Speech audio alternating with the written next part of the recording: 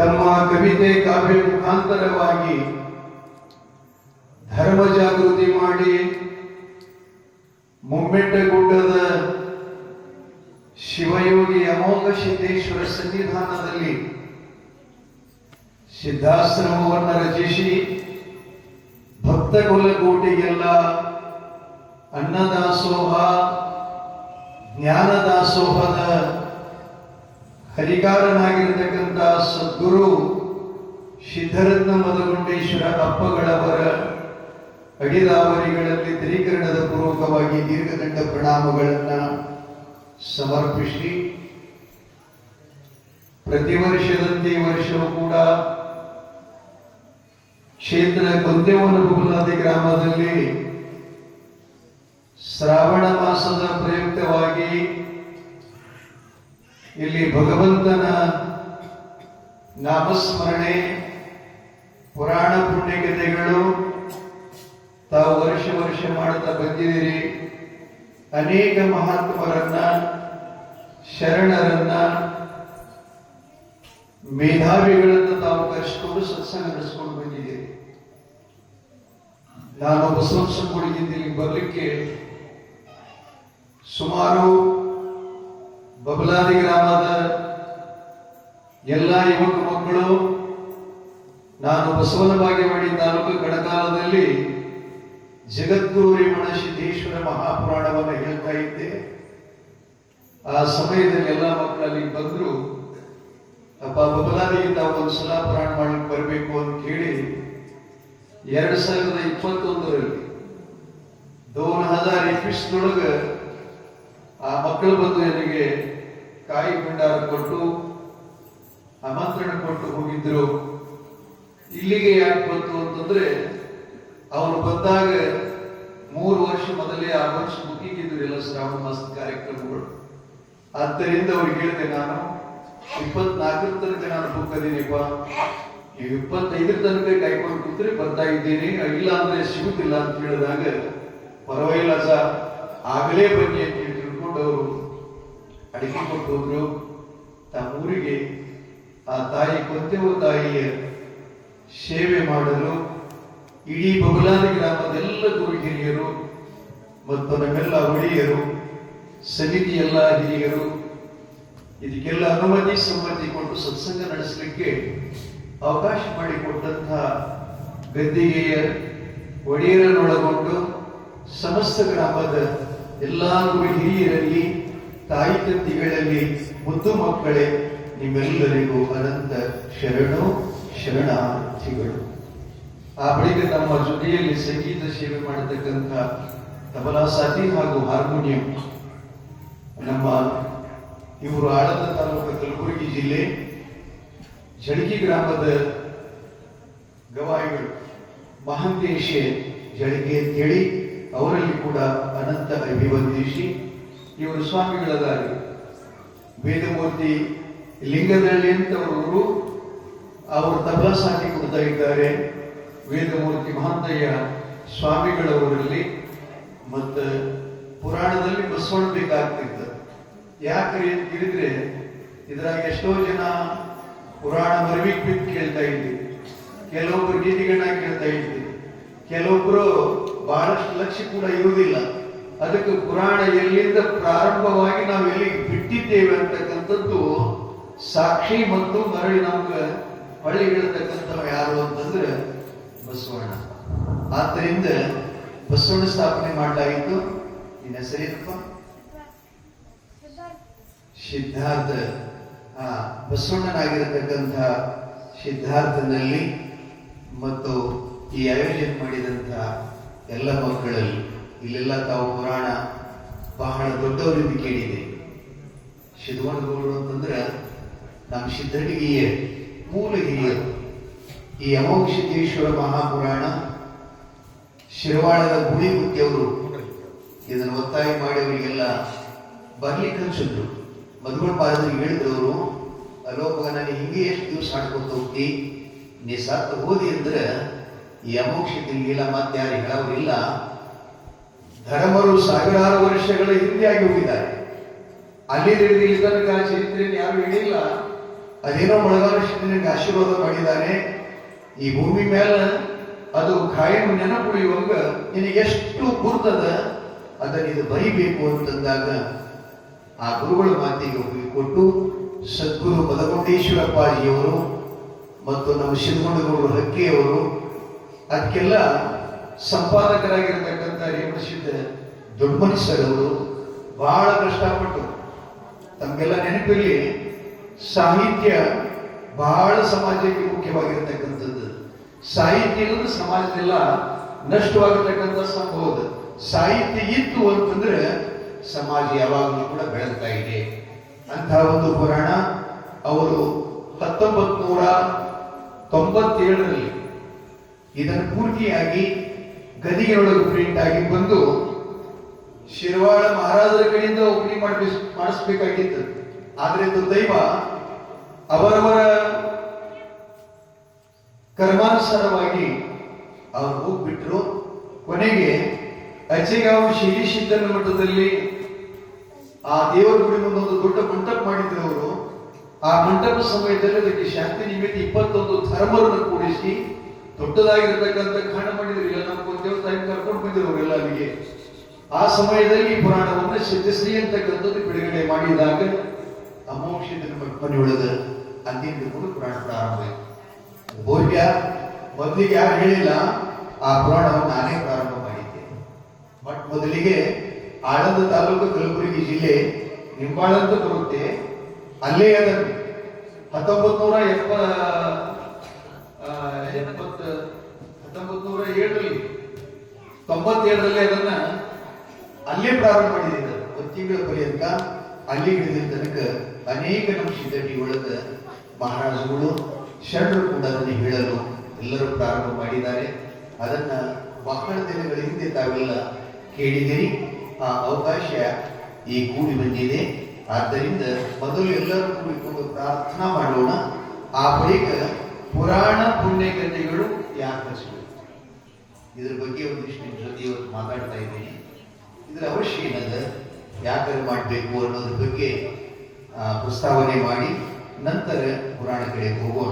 ಇದು 135 ಅಧ್ಯಾಯಗಳ ಪುರಾಣದ ಈ ಸೃಷ್ಟಿಯನ್ನು ಪ್ರಾರಂಭಗೊಂಡು ಅಮೋಘ ಸಿದ್ದೇಶ್ವರ ಎಷ್ಟು ಅವತಾರಗಳನ್ನ ತೆಗೆದುಕೊಂಡು ಈ ಭೂಲೋಕಕ್ಕೆ ಬಂದ ಅನ್ನೋದನ್ನ ಬಹಳ ಸುಂದರವಾಗಿ ಬರ್ಕೊಂಡು ಬಂದಿದ್ದಾರೆ.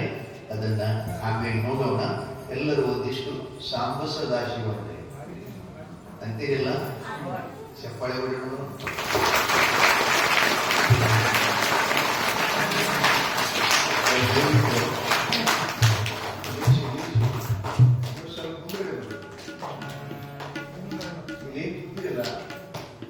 ಯಾರು ಕೊಡಬಾರ್ದು ಪುರಾಣಕ್ಕೆ ಬರಾಗೆಲ್ಲ ಒಂದಿಷ್ಟು ಇವತ್ತಿ ಅಥವಾ ಭಂಡಾರ ದೇವ್ರ ಹೆಸರು ಬರ್ಬಿಟ್ರೆ ಏನಾಗಿ ಮನೆ ಮ್ಯಾಗ ಪ್ರಸಾದ ಇರಬೇಕು. ಆ ಬಳಿಕ ಇನ್ನೊಂದು ಬಟ್ಟೆ ಮೈ ತುಂಬ ಹಾಕೊಂಡ್ಬರ್ಬೇಕು. ಯಾರೇ ಚಾಟಿ ಮ್ಯಾಗ, ಬನೀನ್ ಮ್ಯಾಗ, ಲುಂಗಿ ಮ್ಯಾಲ ಹಿಂಗೆ ಯಾರು ಬರಬಾರ್ದು. ಯಾಕಂದ್ರೆ ಅದು ಸಂಸ್ಕಾರ ವರ್ಗದ. ಮೊದಲು ನಿಮ್ಗೆಲ್ಲ ಹೇಳ್ತಾ ಇದ್ದೀನಿ. ಆಮೇಲೆ ಭಂಡಾರ ಮತ್ತು ವಿಭೂತಿ, ಕುಂಕುಮ, ಇವುಗಳ ಮಹತ್ವ ಏನದ ಅದನ್ನು ಕುರಿತು ನಿಮ್ಮನ್ನ ನಾಳೆ ಹೇಳಲು ಪ್ರಯತ್ನ ಮಾಡ್ತಾ ಇದ್ದೀನಿ. ಬಹಳ ವಿಶೇಷವಾಗಿರ್ತಕ್ಕಂಥ ಸತ್ಸಂಗ ಪ್ರವಚನ ಅಂತಂದ್ರೆ ಇಡೀ ನಮ್ಮ ಜೀವನವನ್ನು ಸುಂದರಗೊಳಿಸ್ತದ. ಅಂತಹ ಪವಿತ್ರ ಕಾರ್ಯಕ್ರಮ ನೀವು ಹಮ್ಮಿಕೊಂಡಿದೆ ಅಂದ್ರೆ ನಿಜಕ್ಕೂ ನೀವೆಲ್ಲ ಧನ್ಯರು.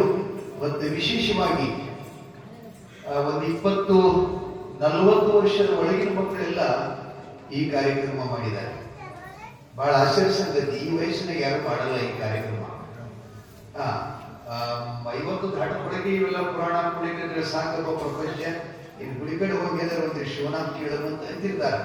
ಆದ್ರೆ ಈ ವಯಸ್ಸಿನೊಳಗ ನಿಮ್ಮಲ್ಲಿ ಎಂಥ ಬುದ್ಧಿ ಬಂದದಂದ್ರೆ ಬಹಳ ವಿಶೇಷವಾಗಿರ್ತಕ್ಕಂಥದ್ದು ಅಂತ ಹೇಳ್ತಾ ಎಲ್ಲರೂ ಸಾಂಬ ಸದಾಶಿವನ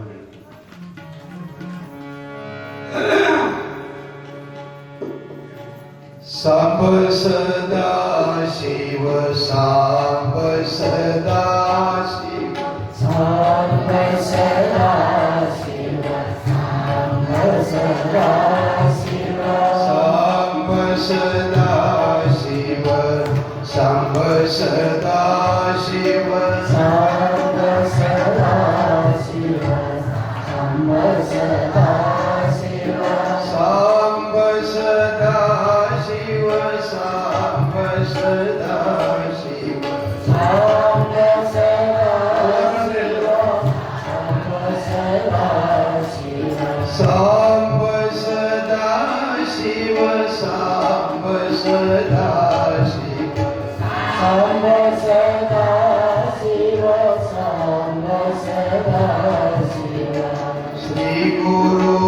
ಬಸವಲಿಂಗಾಯ ನಮಃ. ಓಂ ಶ್ರೀ ಗುರು ಬಸವಲಿಂಗಾಯ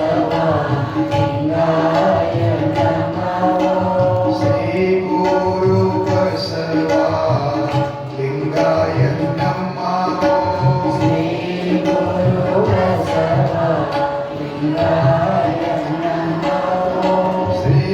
ಗುರು ಬಸವಲಿಂಗಾಯ ನಮಃ.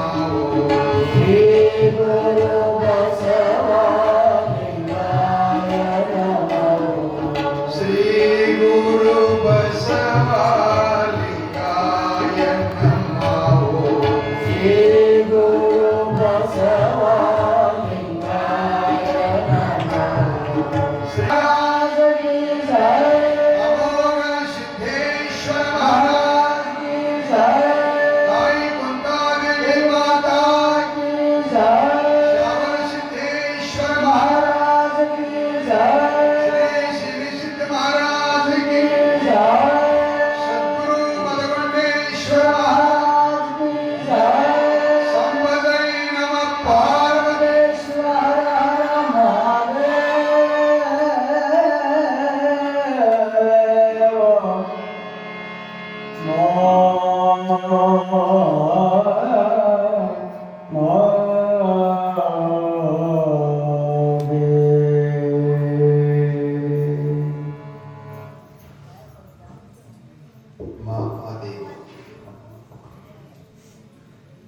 ಬಸವಾದಿ ಶಿವಶರಣರನ್ನ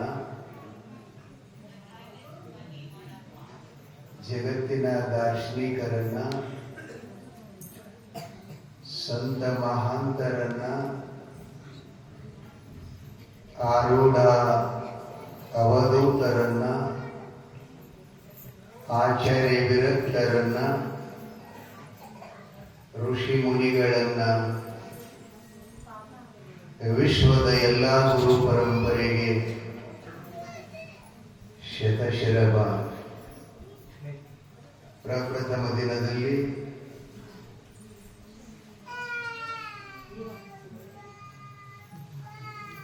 ಪುರಾಣದ ಪೂಜ್ಯರಿಗೆ ಕೋಲ್ಬಾಗಿಯ ಅಮೋಘ ಸಿದ್ದೇಶ್ವರ ಗಾಯನ ಸಂಘ ಸದ್ಗುರು ಮದಗೊಂಡೇಶ್ವರಪ್ಪ ದೇವರ ಪ್ರೀತಿಯ ಶಿಷ್ಮಕ್ಕಳು ಈ ಕಾರ್ಯಕ್ರಮದಲ್ಲಿ ಭಾಗಿಗಳಾಗಿ ಗ್ರಾಮದ ಪರವಾಗಿ ಸಂಘದ ಪರವಾಗಿ ತಲೆಗೆ ರುಮಾಲವನ್ನು ಪೇಟಾ ಸುತ್ತಿ ಶಾಲು ಪುಷ್ಪಮಾಲೆಯನ್ನು ಹಾಕಿ ಗೌರವಿಸಿದ್ದಾರೆ. ಅವರ ಮ್ಯಾಳಕ್ಕೆ ಮತ್ತು ಅವರೆಲ್ಲ ಪರಿವಾರಕ್ಕೆ ಸಾಧುಕುಲ ಚಕ್ರವರ್ತಿ ಅಮೋಘ ಸಿದ್ದೇಶ್ವರ ಗುರು ಸೋಮಲಿಂಗ ಆದಿಶಕ್ತಿ ತಾಯಿ ಕುಂತಾ ಮಾತಾ ಅಪ್ಪ ಮದಗೊಂಡೇಶ್ವರ ಕೃಪಾಶೀರ್ವಾದ ಸದಾ ಇದ್ದು ಆಯುಷ್ಯ ಆರೋಗ್ಯ ಸುಖ ಸಮೃದ್ಧಿಯನ್ನ ಕೊಳ್ಳಿ. ಆ ಮಕ್ಕಳು ಮಾಡುವಂತಹ ಸತ್ಸಂಗದಲ್ಲಿ ಇನ್ನೂ ಕೂಡ ಜ್ಞಾನದ ವೃದ್ಧಿಯನ್ನಾಗುವಂತೆ ಕೃಪಾದೃಷ್ಟಿಯನ್ನು ಮಾಡಲಿ ಅಂತ ಹಾರೈಸಿ ಇನ್ನೊಂದು ಸನ್ಮಾನ ಬಹುತೇಕವಾಗಿ ನಮ್ಮ ಕಮಿಟಿ ಪರವಾಗಿ ಇರ್ಬೋದು. ಅದು ಕೊಂತಾದೇವಿಯ ಯುವಕ ಮಕ್ಕಳ ಸೇವಾ ಸಂಘ ಪರವಾಗಿ ಅವರು ಕೂಡ ಶಾಲು ಪುಷ್ಪಮಾಲೆಯನ್ನು ಹಾಕಿ ಎಲ್ಲರಿಗೆ ಪೇಟಾ ಸುತ್ತಿ ಗೌರವಿಸಿದ್ದಾರೆ.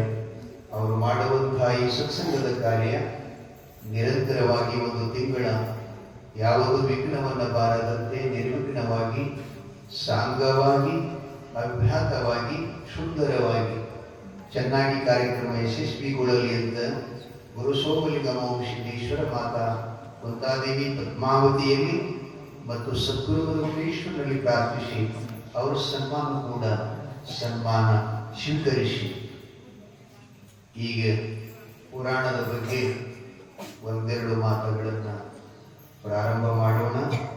ಸಮಯ 7:30 8:30 ಅಂದರೆ 7:30 ಹಿಡ್ಕೊಂಡು 8:30 ತನಕ ಒಂದು ತಾಸು ಪುರಾಣ ಟೈಮಿಂಗ್ ಸಮಿತಿಯವರು ಕೊಟ್ಟಾರ.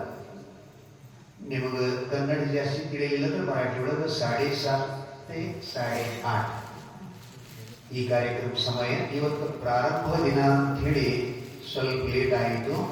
ಬಹಳ ಲೇಟ್ ಮಾಡ್ತಾರಂತೇಳಿ ನಾಳೆ ಹಿಡ್ಕೊಂಡು ಯಾರು ಹಂಗೇನು ತಿಳ್ಕೊಳ್ಳೋದಿಲ್ಲ. ಸರಿಯಾದ ನೀವು ಪೂಜಾಕ್ ಬಂದ್ರೆ ಮಾಡಿಸೋದು ಆಯಿ ಪೂಜಾನೂ ಆತು, ಪುರಾಣ ಆತು, ಎರಡು ದರ್ಶನ ಆಗ್ತವೆ ಶ್ರಾವಣ ಮಾಸದಲ್ಲಿ. ಶ್ರಾವಣ ಇದು ಮಳೆಗಾಲದಲ್ಲಿ ಇಟ್ಕೊಂಡ್ರು. ಯಾಕೆ ಇಟ್ಕೊಂಡ್ರೆ ಅದ್ರ ಬಗ್ಗೆ ಗೊತ್ತದೆ ಇಲ್ಲ. ಈಗ ಯಾಕೆ ಇರಬೇಕಿದ್ರು ಶ್ರಾವಣ? ಒಟ್ಟಾರೆ 12 ಹುಣ್ಣಿಮೆ, 12 ಅಮಾವಾಸ್ಯದ. ಆದ್ರೆ ಅವೆಲ್ಲ ಕಾರಣಕ್ಕೆ ತಕ್ಕಂತೆ ಮಾಡ್ಯಾರ ಅವರೆಲ್ಲ. ವೈಶಾಖದಲ್ಲಿ ಲಗ್ನ ಮಾಡ್ತಾರೆ, ಹೌದಲ್ಲ? ಆ ಬಳಿಕ ಪಂಚಾಂಗದೊಳಗ ಲಗ್ನ ತಿಥಿ ಯಾವಾಗಲೂ ಅದಾವ. ಹಿಂದಿನ ಕಾಲದಲ್ಲಿ ಬ್ಯಾಸಿಗೆ ಒಳಗೆ ಯಾಕೆ ಮಾಡ್ತಿದ್ರು ಮದುವೆ ಅಂತಂದ್ರ, ಈಗಿನ ಮೋಟರ್ ಸೈಕಲ್, 4 ವೀಲರ್ ಮತ್ತು ಇವೆಲ್ಲ ಗಾಡಿಗಳ ಸೌಕರ್ಯ ಇದ್ದಿದ್ದಿಲ್ಲ. ಅವಾಗ ಏನೇ ಮಾಡಿದ್ರು ಕೂಡ ಎತ್ತಿನ ಮೇಲೆ ಮಾಡಬೇಕು, ಎತ್ತಿನ ಗಾಡಿಗಳ ಕೂಡ ಮಾಡಬೇಕು. ಆದ್ದರಿಂದ ಒಕ್ಕಲಿಗಲ್ಲಿ ಕೆಲಸ ಬ್ಯಾಸಿಗಳು ಇರುವುದಿಲ್ಲ. ಒಬ್ಬರು ಲಗ್ನಕ್ಕೊಬ್ಬರಿಗೆ ಹೋಗ್ಬೇಕಾದ್ರೆ 10 ಗಾಡಿಗಳನ್ನು ಹುಡ್ಕೊಂಡು ಹೋಗ್ಬೇಕಾಗಿತ್ತು. ಅದಕ್ಕೆ ಆ ಸಮಯದಲ್ಲೇ ಎತ್ತು ಖಾಲಿ ಇರ್ತಾವ, ಎತ್ತು ಹೊಡೆಯುವ ಒಕ್ಕಲಿಗರು ಖಾಲಿ ಇರ್ತಾವ. ಕಾರ್ಯಕ್ರಮಕ್ಕೆ ಅನುವಾಗುತ್ತದ. ಆ ಬಳಿಕ ಎತ್ತಿನ ಗಾಡಿ ಹುಡ್ಕೊಂಡು ಮದುವೆ ಮಾಡಿಕೊಂಡು ಬರೋದ್ರೆ ಆಗಿನ ಲಗ್ನ 3 ದಿವಸ ಕಡ್ಲಿ ಇರ್ತಿತ್ತು ಅಂತ ಹಿರಿಯರು ಹೇಳ್ತಿದ್ರು. ಕೆಲವು ಆಯ್ತಿದ್ರಿ ಬಿಟ್ಟಿಗೊಳಗ 3 ದಿನ ಏನಪ್ಪಾ ಅಂದ್ರೆ ಹೋಗ್ಲಿಕ್ಕೆ ಒಂದಿನ, ಅಲ್ಲಿ ಮುಖ ಮಾಡಿ ನೆಸ್ಕಿನಾಗ ಅವ್ರ ಅಕ್ಕಿ ಕಾಳ ಹಾಕಿ ಬರ್ಲಿಕ್ಕೆ ಒಂದಿನ, ಹಿಂಗಾಗ್ತಿತ್ತು. ಅದಕ್ಕೆ ಅದು ವೈಶಾಖದಲ್ಲಿ ಇಟ್ಕೊಂಡ್ರು. ಈಗ ಲಗ್ನ ಯಾವ ತಿಂಗಳದಾಗ ನೋಡದ ಯಾವ ತಿಂಗಳು ಖಾಲಿನೇ ಇಲ್ಲ, ಎಲ್ಲ ಕಡೆ ಹಿಡಿದಿದ್ದಾವ. ಹಂಗ ಶ್ರಾವಣ ಮಾಸ ಇದಕ್ಕೆ ಇಟ್ಕೊಂಡಿದ್ದಕ್ಕೆ ವಸಂತ ಋತು ಅಂತ ಕರಿತಿರ್ತಾರೆ. ಭೂಮಿಯೆಲ್ಲ ಹಚ್ಚು ಹಸುರಾಗಿ ಎಲ್ಲ ಕಡೆ ಬಹಳ ಸಮೃದ್ಧಿಯಾಗಿರ್ತಕ್ಕಂಥ ಭೂಮಿ ಸುಂದರ ಕಾಣಿಸ್ತದ. ಒಂದು. ಎರಡನೇದೇನಪ್ಪ ಅಂದ್ರೆ ಒಕ್ಕಲಿಗರಿಗೆ ಈ ತಿಂಗಳದೊಳಗೆ ಕೆಲಸ ಕಡಿಮೆ ಇರ್ತಾವ. ಆದ್ದರಿಂದ ಈ ತಿಂಗಳಲ್ಲಿ ಭಜನೆ, ಕೀರ್ತನ, ಪುರಾಣ, ಜಪ, ತಪ, ವ್ರತ, ಅನುಷ್ಠಾನ, ಯೋಗ ಸಿದ್ಧಿಗಳ ಒಳಗೊಂಡು ಎಲ್ಲವೂ ಕೂಡ ಸಾಧಿಸಲಿಕ್ಕೆ ಅನುಕೂಲ. ಒಂದನೇ. ಎರಡನೇದು ಏನಪ್ಪಾ ಅಂತಂದ್ರೆ, ಹಿಂದೆ ನಾವೇನಾದರೂ ಮಾಡಿದ್ದ ಕರ್ಮದ ದೋಷ ಉಳಿದಿತ್ತು ಅಂದ್ರೆ ಹಿಡಿತದ ನಾ ಯಾರು ಇದು ಯಾರಿಗೆ ಹೇಳ್ತಾರೆ? ಯಾರಿಗೆ ತಿಳಿದು? ಯಾರಿಗೆ? ಮನುಷ್ಯನಿಗೆ. ನಾಯಿಗಿಲ್ಲ, ಆಕಳಿಗಿಲ್ಲ, ಎಮ್ಮೆಗಿಲ್ಲ, ಕುದುರೆಗಿಲ್ಲ, ಆನೆಗಿಲ್ಲ, ನರಿಗಿಲ್ಲ, ಬೆಕ್ಕಿಗಿಲ್ಲ, ಕಾಗಿಗಿಲ್ಲ, ಗೋಗಿಗಿಲ್ಲ, ಯಾದಕ್ಕೆ ಇಲ್ಲ? ಯಾರಿಗೆ ಹೇಳಿದ? ಮನುಷ್ಯನಿಗೆ. ಮನುಷ್ಯನಿಗೆ ಯಾಕೆ ಹೇಳಬೇಕಪ್ಪ? 84 ಲಕ್ಷ ಜೀವರಾಶಿಗಳು ಭಗವಂತ ನಿರ್ಮಾಣ ಮಾಡಿದ್ದಾರೆ. ಆದ್ರೆ 84 ಲಕ್ಷ ಜೀವಿಗಳನ್ನ ಬಿಟ್ಟು ಮನುಷ್ಯನಿಗೆ ಯಾಕೆ ಹೇಳ ಪ್ರಸಂಗ ಬಂತು? ಯಾಕೆ ನಿಮ್ಗೆ ನೆನಪಿರಲಿ, ದೇವರಿಗೆ ಒಂದೇ ಅವಸ್ಥೆ. ಏನಂದ್ರೆ ದೇವರಿಗೆ ಒಂದೇ ಅವಸ್ಥೆ. ಪ್ರಾಣಿಗೆ 2 ಅದಾವ, ಮನುಷ್ಯನಿಗೆ 3 ಅದಾವ. ಇನ್ನು ನಾವು ಯಾವ್ಯಾವ ಅಂದ್ರೆ, ಮನುಷ್ಯನಿಗೆ ಜಾಗ್ರ, ಸ್ವಪ್ನ, ಸುಸುಪ್ತ. ಜಾಗ್ರ ಅಂದ್ರೆ ಈಗೆಲ್ಲ ನಾವು ಜಾಗ್ರತೆ ತೊಳಗದಿ. ಸ್ವಪ್ನ ಅಂದ್ರೆ ಕನಸು ಯಾವಾಗ ಬೀಳ್ತದೆ? ಯಾರಾದ್ರೆ ಪ್ರಯೋಗ ಮಾಡಿ ವಿಜಯ್ ಕುಮಾರ್. ಕನಸು ಯಾವಾಗ ಬೀಳ್ತದೆ? ನಿತ್ಯಾಗಿ ಬೀಳ್ತದ. ನಿತ್ಯ ಕನಸು ಅಂತ ಬೀಳಲ್ಲ.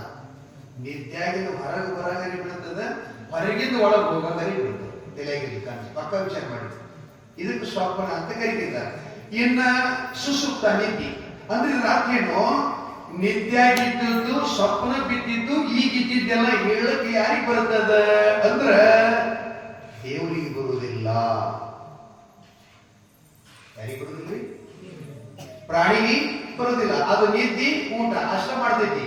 ಆದ್ರೆ ಮನುಷ್ಯಗ 3 ಕಾಲದ ಜ್ಞಾನದ. ಆದ್ದರಿಂದ ಎಲ್ಲಕ್ಕಿಂತಲೂ ಜಗತ್ತಿನೊಳಗ ವಿಶೇಷವಾಗಿರತಕ್ಕಂಥ ಸ್ಥಾನ, ವಿಶೇಷವಾಗಿರತಕ್ಕಂಥ ಮಾನ, ವಿಶೇಷವಾಗಿರತಕ್ಕಂಥ ಗೌರವ, ವಿಶೇಷವಾಗಿರತಕ್ಕಂಥ ಕಿಮ್ಮತ್ತ ಯಾರಿಗದಪ್ಪ ಅಂತಂದ್ರೆ ಮನುಷ್ಯನಿಗದ. ಆ ಮನುಷ್ಯ ಹೆಂಗಿರಬೇಕು ಅಂತ ಕೇಳಿದ್ರೆ, ಮನುಷ್ಯ ಮನುಷ್ಯನಿಗೆ ಇರಬೇಕು. ಮನುಷ್ಯ ಮನುಷ್ಯನಿಗೆ ಇರಬೇಕು. ಆದ್ರೆ ನೀವು ಅಂತೀರಿ ನೋಡು ಒಳಗ ಅವ ಮನುಷ್ಯರದಾಗ ಜಮ ಇಲ್ಲ. ನೀವಂತೀರಿ ಅಕ್ಕಿ ಮನುಷ್ಯರದಾಗ ಜಮ ಇಲ್ಲ. ಎಲ್ಲದಾಗ ಅಲ್ಲ ನಿಮ್ ಬೇಗಳು ಇರ್ತಿರ್ತಾವ, ನಾನು ತಿಂತೀನಿ ಅವಾಗ. ಯಾಕಂತೀನಿ ಹಾಗಂದ್ರೆ ಮನುಷ್ಯ ಜೀವನದ ಮನುಷ್ಯತ್ವದ ಮೌಲ್ಯ ಯಾವಾಗ ನಮ್ಮಲ್ಲಿ ಅದು ನಷ್ಟ ಆಗ್ತದೆ, ಪ್ರಾಣಿಯಂಗ ಮಾಡ್ತೀವಿ, ಯಾವ ಪ್ರಾಣಿಯಂಗ ಮಾಡ್ತೀವಿ ಅದೇ ಹೆಸರು ನಮಗೆ ಬರ್ತದ. ನಾಯಿಗೆ ಬೋಳುದು ನೋಡ್ತಾರೆ ಹೋಗ್ಬಿಡ, ಒಬ್ಬರ ದೇಹದೊಳಗೆ ಸುದ್ದಿ ತಗೊಂಡು ಮಾಡಿದ್ದಾಗ ನಾ ಯಾಕಂದ್ರೆ ಪೀಠಿಕಾದ್ರೆ ಗೊತ್ತಿದ್ದು, ಪೀಠಿಕಾಧ್ಯಾಯ ಅಂದ್ರೆ ಪುರಾಣದ ಮೊದಲನೇ ಪಾಯಾಗಿತ್ತು. ಮನುಷ್ಯನಿಗೆ ಯಾಕೆ ಹೇಳ್ಬೇಕಾಯ್ತಂದ್ರೆ ಮನುಷ್ಯನಿಗೆ ಜ್ಞಾನದಂತೇಳಿ ಹೇಳ್ಬೇಕು. ಅದಕ್ಕೆ ಮನುಷ್ಯನ ಜ್ಞಾನ ಕಳೆದದ. ಎದರ ಕಳೆದ?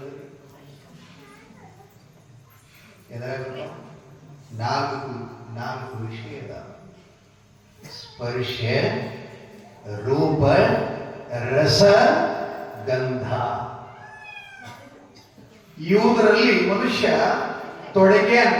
ತೊಡಗಿದರಿಂದ ಅವನಿಗೆ ತನ್ನ ಸ್ವರೂಪದ ಜ್ಞಾನ ಇಲ್ಲ ಅಂತ ತಿಳ್ಕೊಂಡು ಪುರಾಣ, ಪ್ರವಚನ, ಶಾಸ್ತ್ರ ಇವುಗಳನ್ನ ಮನುಷ್ಯನಿಗೆ ಹೇಳಲಿಕ್ಕೆ ಇದು ಶ್ರಾವಣ ಮಾಸವನ್ನ ಇಟ್ಟಿಕೊಂಡಿದ್ದಾರೆ.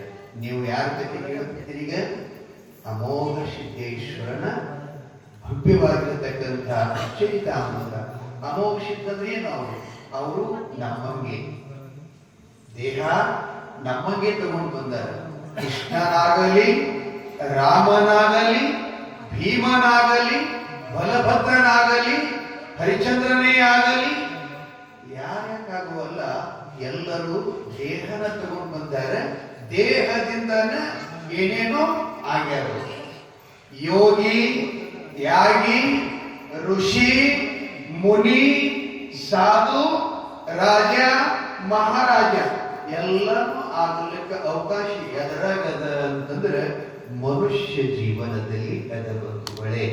ಆದ್ದರಿಂದ ಈ ಮನುಷ್ಯನ ತಲೆ, ಕಣ್ಣ, ಕೈಗಳು, ಕಾಲ, ಆ ಬಳಿಕ ಒಳಗಿರ್ತಕ್ಕಂಥ ಮನಸ್ಸು, ಇವು ಒಂದು ಸ್ವಲ್ಪ ಹೊಲಸಾಗ್ತವೆ. ಆಗ್ತವೆ ಹ್ಯಾಂಗಾಗ್ತಾವ? ಹೊಲಸಾಗ್ತಾವ. ಮನೆ ನೀವು ದಿನ ಕಸ ಹೊಡಿತೀರ, ಖರೆ ಹೊಲಸು ಬೆಳೆದ ತಗೋಗಿದ್ದೇನು? ಆಗಿಲ್ಲ. ಬಾಂಡೆ ದಿನ ತಿಂತೀರಿ, ಅವರು ಹೊಲಸಾಗ್ತಾವಲ್ಲ.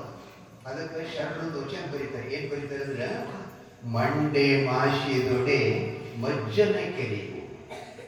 ಕನ್ನಡದ ವಚನ, ಹಳೆಗನ್ನಡದ. ಮಂಡೆ ಮಾಶಿದೊಡೆ ಮಜ್ಜನ ಕೆರೆಯುವರು, ಬಟ್ಟೆ ಮಾಶಿದೊಡೆ ಮಡಿವಾಳಗಿಕ್ಕುವರು. 2 ಸಾಲ. 3ನೇ ಸಾಲದಾಗ ಏನ್ ಕೇಳ್ತಾರೆ ಅವರು? ಮನವ ಮಾಶಿದೊಡೆ. ತಲೆ ಹೊಲಸಾಯ್ತಂದ್ರೆ ನಾವು ಶಾಂಪೂ ಮತ್ತೇನೇನು ಅದಾವ್ರಿ, ಈಗೆಲ್ಲ ನವೀನ ಎಲ್ಲ ಬಂದವ ತಗೊಳಕ್, ತಿಳಿ ತಗೊಳಕ್. ಮೊದಲೇನಿದ್ದೇವ? ಸೀಗಿಕಾಯಿ ಪುಡಿ ಇತ್ತು, ಅದರಲ್ಲಿ ತೊಳ್ಕೊತಿದ್ರು. ತಲೆ ಯಾವಾಗ ಪ್ರಸನ್ನ ಆಗ್ತಾವ, ತಲೆಯಾಗಿ ಏನಾಗಲ್ಲ, ಕೂದಲು ಒಂದಕ್ಕೊಂದು ಅಂಟಂಗಿಲ್ಲ, ಅವೆಲ್ಲ ಸರಿಯಾಗಿರ್ತಾವಂತ ಅದನ್ನ ಹಸ್ಕೊಂಡು ತೊಳ್ಕೊತೀವಿ. ಏನ್ ಹಸ್ಕೊಂಡ್ರಿ? ಸೀಗಿಕಾಯಿ. ಈಗ್ರಿ ಶಾಂಪೂ. ನಂತರ ಬಟ್ಟೆ ಹೊಲಸ ಐತಂದ್ರೆ ನಮ್ಗೇನು ಗೊತ್ತಿದ್ದು ಹೇಳಬೇಕಾದ್ರೆ ಮುಖ್ಯ ಆಗ್ತದ್ರಿ. ಮತ್ತೆ ಬಟ್ಟೆ ಹೊಲಸ ಐತಂದ್ರೆ ಸಾಬಾನ್ ಹಸ್ರಿ. ಅವೆರಡು ಸ್ವಚ್ಛ ಅದು. ಇನ್ನ ಮನಸ್ಸು ಹೊಲಸ ಆಗ್ತದೆ. ಏನಾಗ್ತದೆ? ಮನಸ್ಸು ಹೊಲಸ ಆಗ್ತದೆ. ಹ್ಯಾಂಗ ಹೊಲಸ ಆಗ್ತದೆ? ಅವ್ರ ಕಂಡು ನಾನು ಸೇರಿ ಬಿಡ್ತೀನಿ, ಅವ್ರು ಮಾಡಿದ ಅನುಸರಣೆ ಮಾಡ್ಕೊಳ್ತಾರೆ. ಅವ್ರು ಶ್ರೀಮಂತರಾದರೂ ಹೊಟ್ಟೆ ಕಿಚ್ಚು ಹೋಗ್ತದೆ. ಇಂಥವೆಲ್ಲ ಇದೇನದಲ್ಲ, ಈ ಮನಸ್ಸ ಎಲ್ಲಿ ತನಕ ಸ್ವಚ್ಛ ಆಗಲ್ಲ ಅಲ್ಲಿ ತನಕ ತಲೆ ಸುದ್ದಿರಲ್ಲ. ಎಲ್ಲಿ ತನಕ ತಲೆ ಸುದ್ದಾಗಲ್ಲ ಅಲ್ಲಿ ತನಕ ಆರೋಗ್ಯ ಸುಖ ಇರಂಗಿಲ್ಲ. ಒಂದಕ್ಕೊಂದೆಲ್ಲ ಜಾಯಿಂಟ್ ಅದಾವ. ಎಲ್ಲಕ್ಕಿಂತ ಮೊದಲ ಮನಸ್ಸ ಸ್ವಚ್ಛ ಆಗ್ಬೇಕು. ಮನಸ್ಸು ಎದರಿಂದ ಆಗ್ತದಪ್ಪ? ಇದಕ್ಕೆ ಸಾಮಾನು ಬೇಕಪ್ಪ, ಇದಕ್ಕೆ ಶಾಂಪು ಬೇಕು. ಭಗವಂತನ ನಾಮಸ್ಮರಣೆ, ಸತ್ಪುರುಷರ ಕಥೆ ಕೇಳಬೇಕು. ಆ ಬಳಿಕ ಕೇಳೋಕ್ಕೊಂದು ಪದ್ಧತಿ ಅದ. ಕೆಲವೊಬ್ರು ಏನ್ ಮಾಡ್ತಾರೆ, ಪುರಾಣ ಹೇಳೋ ಕರಗದನ್ನ ಕೆಪ್ಪಗದ ಅವನು ನೋಡಾಕಂತ ಕೆಲವು ಜನ ಬರ್ತಿರ್ತಾರೆ. ಆ ಬಳಿಕ ಮೂಗು ಉದ್ದದ ಮಾಡದ, ಆ ಬಳಿಕ ಜನ ಎಷ್ಟು ಬರ್ತದ, ಯಾವ ಜಾತಿಯಲ್ಲಿ ಬರ್ತಾರೆ, ಎಷ್ಟು ಇದು ಲೆಕ್ಕ ಮಾಡಕ್ ಬರ್ತಾರೆ. ಪುರಾಣಕ್ಕೆ ಹೆಂಗ ಬರಬೇಕು ಅಂದ್ರೆ ಆ ಪುರಾಣ ನಾಯಕನಾಗಿರತಕ್ಕಂಥ ಅಮೋಘ ಸಿದ್ದೇಶ್ವರ ಹೇಗೆ ದೇವರಾದ, ಅವನಿಗೆ ಪರಮಾತ್ಮನ ಕೃಪೆ ಹೇಗಾಯಿತು ಅಂತ ಸಾಧನೆ ಏನ್ ಮಾಡಿದ, ಅದನ್ನ ನಾವು ಜೀವನದಲ್ಲಿ ಅಳವಡಿಸಿಕೊಂಡು ನಾವು ಕೂಡ ಅಮೋಘ ಸಿದ್ಧರೇ ಆಗ್ಬೇಕು ಅಂತಕ್ಕಂಥ ಭಕ್ತಿ ಬೇಕಾಗ್ತದೆ. ಭಕ್ತಿ ಅಂದ್ರೆ ಬಹಳ ಜನ ಅನೇಕ ಪ್ರಕಾರದ ಭಕ್ತಿಗಳಿದಾವ. ರಾಮದಾಸರು ದಾಸಬೋಧದೊಳಗೆ 9 ಭಕ್ತಿ ಹೇಳ್ಯಾರ. ಗೀತಾದಾಗ ಪರಮಾತ್ಮ 2 ಪ್ರಕಾರ ಭಕ್ತಿ ಹೇಳ್ಯಾನ. ಆದ್ರೆ ನಾವು ಪ್ರತಿನಿತ್ಯದಲ್ಲಿ ಕೊಂತಾದೇವಿ ಗುಡಿಗೆ ಹೋಗ್ತೀವಿ, ಅಮೋಘದ ಗುಡಿಗೆ ಹೋಗ್ತೀವಿ, ಶಾರಶಿದ್ರ ಗುಡಿಗೆ ಹೋಗ್ತೀವಿ. ಆದ್ರೆ ಭಕ್ತಿ ಅಂದ್ರೆ ಏನಿದ್ರ ಅರ್ಥ? ಹಿಂದಿನ ಪುರಾಣದವ್ರು ಯಾರಿದ್ದಾರೆ? ವಿಜಯ ಮಲ್ಲಪ್ಪ ನೀವು ಬಂದ್ರಿ. ನಾವು ಭಕ್ತಿ ಅಂದ್ರೆ ಏನಪ್ಪ? ಭಕ್ತಿ ಅಂದ್ರೆ ಏನು? ದೇವರನ್ನ ಎದ್ದಕ್ಕಿದ್ದ ಹಾಗೆ ನೋಡುದು. ಹೇಳುದು ಬೇರೆ ಮತ್ತೇನಿಲ್ಲ. ನಾವು ಮೈ ತುಂಬ ಇವತ್ತು ಪಡ್ಕೊಂಡಿವಿ, ಹೊಟ್ಟೆ ತುಂಬಾ ಬಂಡ್ರ ಪಡ್ಕೊಂಡಿವ್ರಿ, ನಾವು ಒಟ್ಟ ಗುಡಿ ಹೋಗ್ತಾನೆ ಯಾರು ಕೂಡ ಮಾತಾಡಂಗಿಲ್ಲ, ನಾವೇನ್ ನೋಡಿ ಹೀಗಿಲ್ಲದು. ಭಗವಂತನನ್ನ ಇದ್ದಕ್ಕಿದ್ದ ಹಾಗೆ ನೋಡುದು. ಆ ಬಳಿಕ ಒಂದು ಸಲ ಗುಡಿ ಮುಂದೆ ಬಂದು ಕುರ್ಕೆಯನ್ನು ನೋಡಿದ್ರೆ ಕಣ್ಣಾಗಿ ನೀರು ಬರಬೇಕು, ಆನಂದಾಗಿ ನೀರು ಬರಬೇಕು. ಬಹುತೇಕ ಯೂಟ್ಯೂಬ್ದವ್ರು ನಾವು ಸಲ ಗತಿ ನಿಮ್ಮೆಲ್ಲ ಗೊತ್ತಿರ್ಬೋದು. ನಮ್ಮ ದೇಶದೊಳಗೆ 12 ಜ್ಯೋತಿರ್ಲಿಂಗದ. ಎಷ್ಟಪ್ಪ? 12 ಪೈಕಿ ಒಂದು ಜ್ಯೋತಿರ್ಲಿಂಗದ. ಆ ಜ್ಯೋತಿರ್ಲಿಂಗಕ್ಕೆ ಸತ್ತ ಮನುಷ್ಯನ ಹೆಣದ ಬೂದಿಗೆ ಪೂಜೆ ಮಾಡ್ತಾರೆ. ಏನ್ರಿ? ಸತ್ತ ಮನುಷ್ಯನ ಸುಟ್ಟು ಬೂದಿ ಒಯ್ದವ್ರು ಪೂಜೆ ಮಾಡ್ತಾರೆ. ಅದು ಮಧ್ಯಪ್ರದೇಶದಲ್ಲಿದೆ, ಮಹಾಕಾಲೇಶ್ವರ. ಅಲ್ಲಿ ಆ ಪೂಜಾರಿ, ಅವನ ಹೆಸರು ಗೌರಿನಾಥ ಅಂತ ಹೇಳಿ, ಅವನ ಹೆಂಡತಿ ಹೆಸರ ಸೌಭಾಗ್ಯವತಿ, ಪತಿವ್ರತ, ಧರ್ಮಶಿರೋ, ಪತಿಪಾರಾಯಣ, ಪತಿ ಸೇವಕಳಾಗಿರ್ತಕ್ಕಂಥ ಆಕಿನ ಹೆಸರು ಸಾವಿತ್ರಮ್ಮ ಅಂತ ಬರ್ತದೆ. ಈಗಿನ ನವೀನ ಹೆಸರಲ್ಲ, ಹಿಂದಿನ ಹೇಳ್ತೀನಿ ಸಾವಿತ್ರಮ್ಮ. ಇವೆಲ್ಲ ಹೆಸರುಗಳು ತತ್ವದ್ರೆ ಅರ್ಥದಿಂದಿರ್ಬೋದು. ಆಮೇಲೆ ನಿಮ್ಗೆಲ್ಲ ಹೇಳ್ತಾ ಇದ್ದೀನಿ. ಆಕೆ ಎಂಥ ಭಕ್ತಿವಂತಿದ್ರಿ. ಪ್ರತಿನಿತ್ಯದಲ್ಲಿ ಪೂಜಾರಿ ಗುಡಿ ಪೂಜೆ ಬಂದಿದ್ದ. ಅವ ರುದ್ರಭೂಮಿ ಹೋಗಿ ಸ್ಮಶಾನ ಭೂಮಿ ಒಳಗಿದ್ದು ಹೊಸ ಮನುಷ್ಯನ ಸಾಯ್ಬೇಕ್ರೆ ಅವ ಹೊಸ ಭೂಮಿನ ತಗೊಂಡು ಪೂಜೆ ಮಾಡ್ಬೇಕು. ಅದನ್ನು ತಗೊಂಡು ಬಂದೇ ಪೂಜೆ ಮಾಡುತ್ತಿದ್ದ. ಒಂದ್ಸಲ ರುದ್ರಭೂಮಿಗೆ ಹೋದ, ಅಲ್ಲಿ ಭಸ್ಮ ಸಿಗಲಿಲ್ಲ. ಅಂದಿದ್ರ ಅರ್ಥ ಯಾರು ಸತ್ತಿಲ್ಲ, ಯಾರಿಗೆ ಸುಟ್ಟಿಲ್ಲ. ಗುಡಿಗೆ ಬಂದ, ಬಸ್ ಬಿಲ್ದೆ ಪೂಜೆ ಮಾಡಬಹುದಿಲ್ಲ. ಸ್ವಲ್ಪ ಫೋನ್ಗಳು ಇದ್ದವರು ಪೂಜೆ ಕುದಿಗೆ ಸುಖ್ಯ ಮೇಲೆ ಮಾತಾಡಿ. ಮತ್ತೆ ಆ ಬಳಿಕ ತಂಬಾಕ ಬೀಡಿ ಶೀದವರಿದ್ರು ಕೂಡ ಪೂರಾ ಬಿಡಿ ಅಂತ ನಾನು ನಿಮ್ಗೆ ಹೇಳಂಗಿಲ್ಲ, ಪುರಾಣ ಆಗತ್ತಾನೆ ಬಿಡಷ್ಟೇ. ಅಲ್ಲಿ ಅಂದ್ರೆ ಇಲ್ಲೆಲ್ಲ ಬಹಳ ಸ್ವಚ್ಛತೆ ಮಾಡಿರ್ತಾರೆ. ತಾವು ಗುಟ್ಕಾ ಹಾಕಿಂದ ಯಾರು ಉಗುಳ್ಬಾರ್ದು ದಯವಿಟ್ಟು. ಅಂದ್ರೆ ಅದ್ರ ಪಾಪ ಎಷ್ಟಾಗ್ತದೆ ಅನ್ನೋದ್ರ ಬಗ್ಗೆ ನಿಮ್ಗೆ ನಾ ಪುರಾಣದಾಗ ಹೇಳ್ತಾ ಇದ್ದೀನಿ. ಏನ್ ಹೇಳ್ತಿದ್ರು ಬಸವಣ್ಣ? ಬಸ್ ಸಿಗ್ಲಿಲ್ಲ ಅವನಿಗೆ, ಸಿದ್ಧಾರ್ಥನಲ್ಲಿ ಬಸ್ ಸಿಗ್ಲಿಲ್ಲ. ಆ ಬಳಿಕ ಪೂಜೆ ಮಾಡಬೇಕು ಬರ್ತೇನ್ರಿ, ಬರಂಗಿಲ್ಲ. ಮನೆಗೆ ಬಂದ, ಹೆಂಡತಿ ಕೇಳೋದು, ಸ್ವಾಮಿ ಹೀಗಿದ್ರೆ ಮನೆ ಮಾಲಕರಿಗಿದ್ರೆ ಮನೆ ಇಲ್ಲ, ನಿಮ್ಮ ಬೇರೆ ಅಲ್ಲ, ಆಯ್ತು ಹೋಯ್ತು. ಇಲ್ಲ ಇಲ್ಲಾಂದ್ರೆ ಮನೆಗೆ ಯಾವ ಸಣ್ಣ ಮಗ ಅವನ ಹೆಸರು ಮೇಲೆ ಕರೆಯಾರ. ಆ ಮಗ ಇರಂಗಿರ್ತಾರೆ ಮನೆಯಾಗ, ಆ ಹೊರ ಹೋಗಿ ನಾನೇ ನಿಮಗೆ ಕರೆದಿದ್ದಾರೆ. ಇವೆಲ್ಲ ಸ್ವಾಮಿ ಪೂಜೆ ಮಾಡಿ ಬಂದರ ಕೇಳಿದ್ವಿ. ಆವಾಗ ಗೌರಿನಾಥ್ ಹೇಳ್ತಾನ, ಪೂಜಾ ಇವತ್ತು ಮಾಡಲಿಲ್ಲ. ಏಕೆ, ಏನ್ ಕಾರಣ ಅಂದಾಗ ಅವನು ಹೇಳ್ತಾನ, ಚಿತ್ತಭಸ್ಮ ಸಿಗಲಿಲ್ಲ, ಅದಕ್ಕೆ ಪೂಜೆ ಹ್ಯಾಂಗ ಮಾಡೋದು? ಪೂಜೆ ಹ್ಯಾಂಗ ಮಾಡೋದು? ನಮ್ಮಲ್ಲಿ ಅವ್ರಿಗೆ ಬಂದ್ರೆ ಇಲ್ಲಂದ್ರೆ ನಾವು ಮಾಡ್ತೀವಿ ಹಂಗೆ ಯಾಕೆ ಸಾಗಿಸ್ತೀವಿ ನಾವು ಅಲ್ಲ. ನೀವು ಪೂಜೆ ಮಾಡೋ ವಿಧಾನ ಹೇಳ್ತಿದ್ದೀನಿ ನಾನು. ದೇವರನ್ನ ಪ್ರತ್ಯಕ್ಷವಾಗಿ ನೋಡಬೇಕಾಗಿದ್ದು, ನೀವು ದೇವರಾಗಬೇಕಾಗಿದ್ದು, ನಿಜವಾದಂತ ಭಕ್ತಿ ನಮ್ಮಲ್ಲಿರಬೇಕಾಗಿದ್ದು ಈಗಿನ ಪಕ್ಕಕ್ಕೆ ಹೇಳಿದ್ದೇನಂದ್ರೆ ನಿಮಗೆ ಪೂಜೆ ಮಾಡಲಿಲ್ಲ ಪರವಾಗಿಲ್ಲ, ಚಿತ್ತಭಸ್ಮ ಸಿಗಲಿಲ್ಲ ಅಂತಂದ್ರೆ ಸ್ವಾಮಿ ಎಲ್ಲವೂ ನಿಲ್ಸಕ್ ಬರ್ತದೆ, ಆದ್ರೆ ಪೂಜೆ ಮಾತ್ರ ನಿಲ್ಲಿಸ್ಬಾರ್ದು. ಅರೆ ನಾನೇನ್ ಮಾಡಾಕ ಹಿಂಜರಿತೀನ, ನಾನೇನ್ ವೈಮನಸ್ ಮಾಡಿದ್ದೀನಿ, ಇಲ್ಲ ಭಸ್ಮ ಸಿಗಲಿಲ್ಲ ಏನ್ ಮಾಡಿ ಅಂದಾಗ ಕೇಳ್ತಾಳ, ಸಿಗಲಿಲ್ಲ ಅಂತ ಅನ್ಬಾರ್ದು, ಏನಾರ ಪ್ರಯತ್ನ ಮಾಡಿ ಭಸ್ಮ ತಗೊಳ್ಳೇಬೇಕು ಅಂತ ಹೇಳಿದ್ಲು. ಅವಾಗ ಅವ ಹೇಳ್ತಾನೆ, ಎಲ್ಲಿ ಭಸ್ಮ ಇಲ್ಲ, ಅದಕ್ಕಾಗಿ ಎಲ್ಲ ಇಡೀ ರುದ್ರಭೂಮಿನ ತಿರುಗಾಡಬೇಕು, ಸಿಗಲಿಲ್ಲ ಅನ್ಕೂಳೆ ಗಾಂಡಗಕ್ಕೆ ಹೇಳಿದಾಳ, ನಾ ಕೊಡ್ತೀನಿ ಚಿತ್ರ ಭಸ್ಮ. ಅದೇ ಡಬ್ಬೆ ಬಿಟ್ಟದಲ್ಲ, ಬೆಳಿಗ್ಗೆ ಬಿಟ್ಟದಲ್ರಿ. ಹಾಗೆ ಹೇಳ್ತಾಳ, ನಮ್ಮ ಮನೆ ಹಿತ್ತಲದೊಳಗ ಒಣ ಕಿಡಿಗೆದ ಒಡ್ದದ್ದು ಅವನ್ನೆಲ್ಲ ಸರಿಯಾಗಿ ಒಟ್ರಿ, ಅದ್ರ ಮ್ಯಾಲ ನಾ ಮಲಗ್ತೀನಿ, ನನಗೆ ಬೆಂಕಿ ಹಚ್ಚಿ ಸುಡ್ರಿ, ನಾನು ಶರೀರದ ಬೇಗ ಊದಿವಿ ಪರಮಾತ್ಮನ ಪೂಜೆ ಮಾಡಿಸ್ತೀನಿ.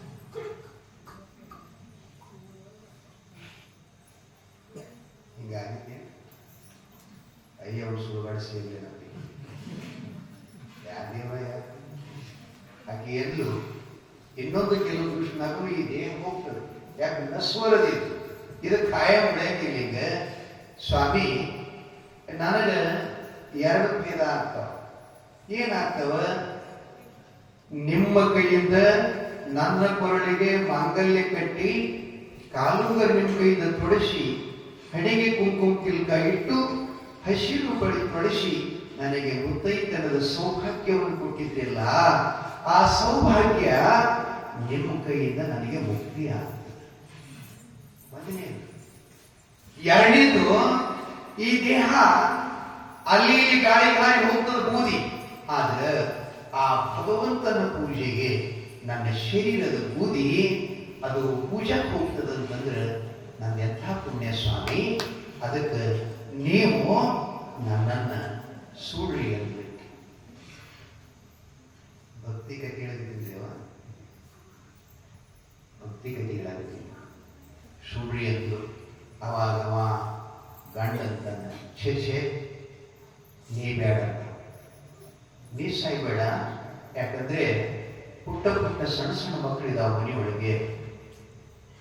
ಶಾಸ್ತ್ರ ಶ್ರುತಿ ಹೇಳ್ತದ, ಏನ್ ಹೇಳ್ತದ, ತಾಯಿ ತಂದಿ ಸತ್ತು ತಾಯಿ ಮಕ್ಕಳು ಹೇಗಾರ ಮಾಡಿ ತನ್ನ ಪಂಕದೊಳಗೆ ಇಟ್ಕೊಂಡು ತಾನು ಉಪವಾಸವನ್ನು ಬಿದ್ದು ಆ ಮಕ್ಕಳಿಗೆ ಜೋಪಾನ ಮಾಡ್ತಾ ಇದ್ದಾಳೆ. ಅದು ತಂದೆ ಕಡೆಯಿಂದ ಆಗುದಿಲ್ಲ ಅಂತ ಹೇಳ್ತಾರೆ. ಅದಕ್ಕೆ ಅದು ನನ್ನ ಕಡೆಯಿಂದ ಹೊಣೆ ಆಗಲ್ಲ, ಅದಕ್ಕೆ ನಾನು ಸೈತಿಂದ ನಾನು ಬುದ್ಧಿನ ಒಯ್ದು ನೀ ಪೂಜೆ ಮಾಡು ಅಂತ ಇವ ಅಂತ. ಆಕೆ ಅಂದ್ಲು, ಇಲ್ಲ ಸ್ವಾಮಿ ಹಾಗನ್ಬೇಡಿ, ದಮ್ಮಯ್ಯ ಅಂತೆ ನಿನ್ಗೆ, ನಾನು ಹೆಣ್ಣಾಗಿ ಹೋಗಿದ್ದು ಹೆಣ್ಮಗಳಿಗೆ ಮುಕ್ತಿ ಹೇಳಿದಂದ್ರೆ ಪತಿ ಭಾಗದಲ್ಲಿ ಅದ, ಪತಿ ಶಿವ ಪತಿ ಆಗ್ತದೆ. ಅದಕ್ಕೆ ನನಗೆ ನೀವು ಆಶೀರ್ವಾದ ಮಾಡಬೇಕು.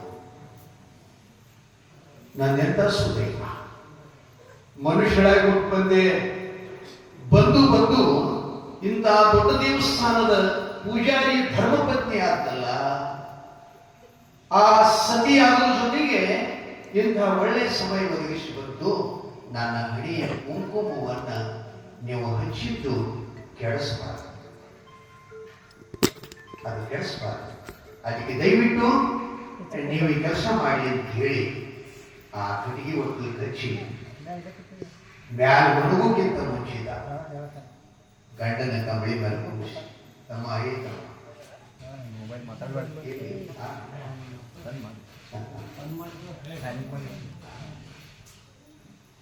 ಇದ್ರಂದ್ರೆ ಅವ್ರಿಗೆ ಮತ್ತೆ ಹೇಳ್ಕೊಡೋಣ ಅನಿಸ್ತೀನಿ. ವಿಶೇಷ ಇರ್ತಾವ, ಅರ್ಜೆಂಟ್ ಇರ್ತಾವೆ. ಏನ್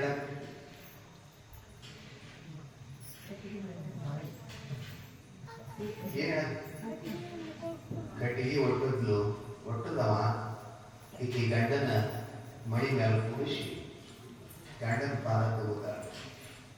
ಅವು ಕನ್ನಡದೊಳಗೆ ಸಂಸ್ಕೃತದೊಳಗೆ ಪಾದೋದಕ ಅಂತ ಕರೀತಿದ್ದಾರೆ. ಗುರು ಪಾದೋದಕ, ಲಿಂಗ ಪಾದೋದಕ, ಜಂಗಮ ಪಾದೋದಕ, ಅತಿಥಿ ಪಾದೋದಕ ಮತ್ತು ಪತಿ ಪಾದೋದಕ. 5 ಪಾದೋದಕ ಅದಾವೆ. ಇಷ್ಟು ಮಹತ್ವದವು. ನಾವ್ಯಾರು ಅದ್ರ ಬಗ್ಗೆ ವಿಚಾರ ಮಾಡಂಗಿಲ್ಲ. ಇಷ್ಟು ಜನ ಏನಿದ್ದೀವಿ ಅಂದ್ರೆ ಅಮ್ಮ ಸುಮಾರು 100ಕ್ಕಿಂತಲೂ 500 ಹೆಚ್ಚಿಗೆ ಬಂದಿದ್ದೀವಿ ಇವತ್ತು. ವರ್ಷನಾಗ ಒಮ್ಮರ ನಿಮ್ಮ ಮನ್ಯಾಗಿನ ಮಾಲಾಕ ಕಾಲ್ ಕೊಡೋದು ನೀರು ಕೊಡೋದವ್ರು ಯಾರಿದ್ರಿ? ಒಂದಿನ ಕೈ ಮ್ಯಾಲ ಮಾಡಿರೋ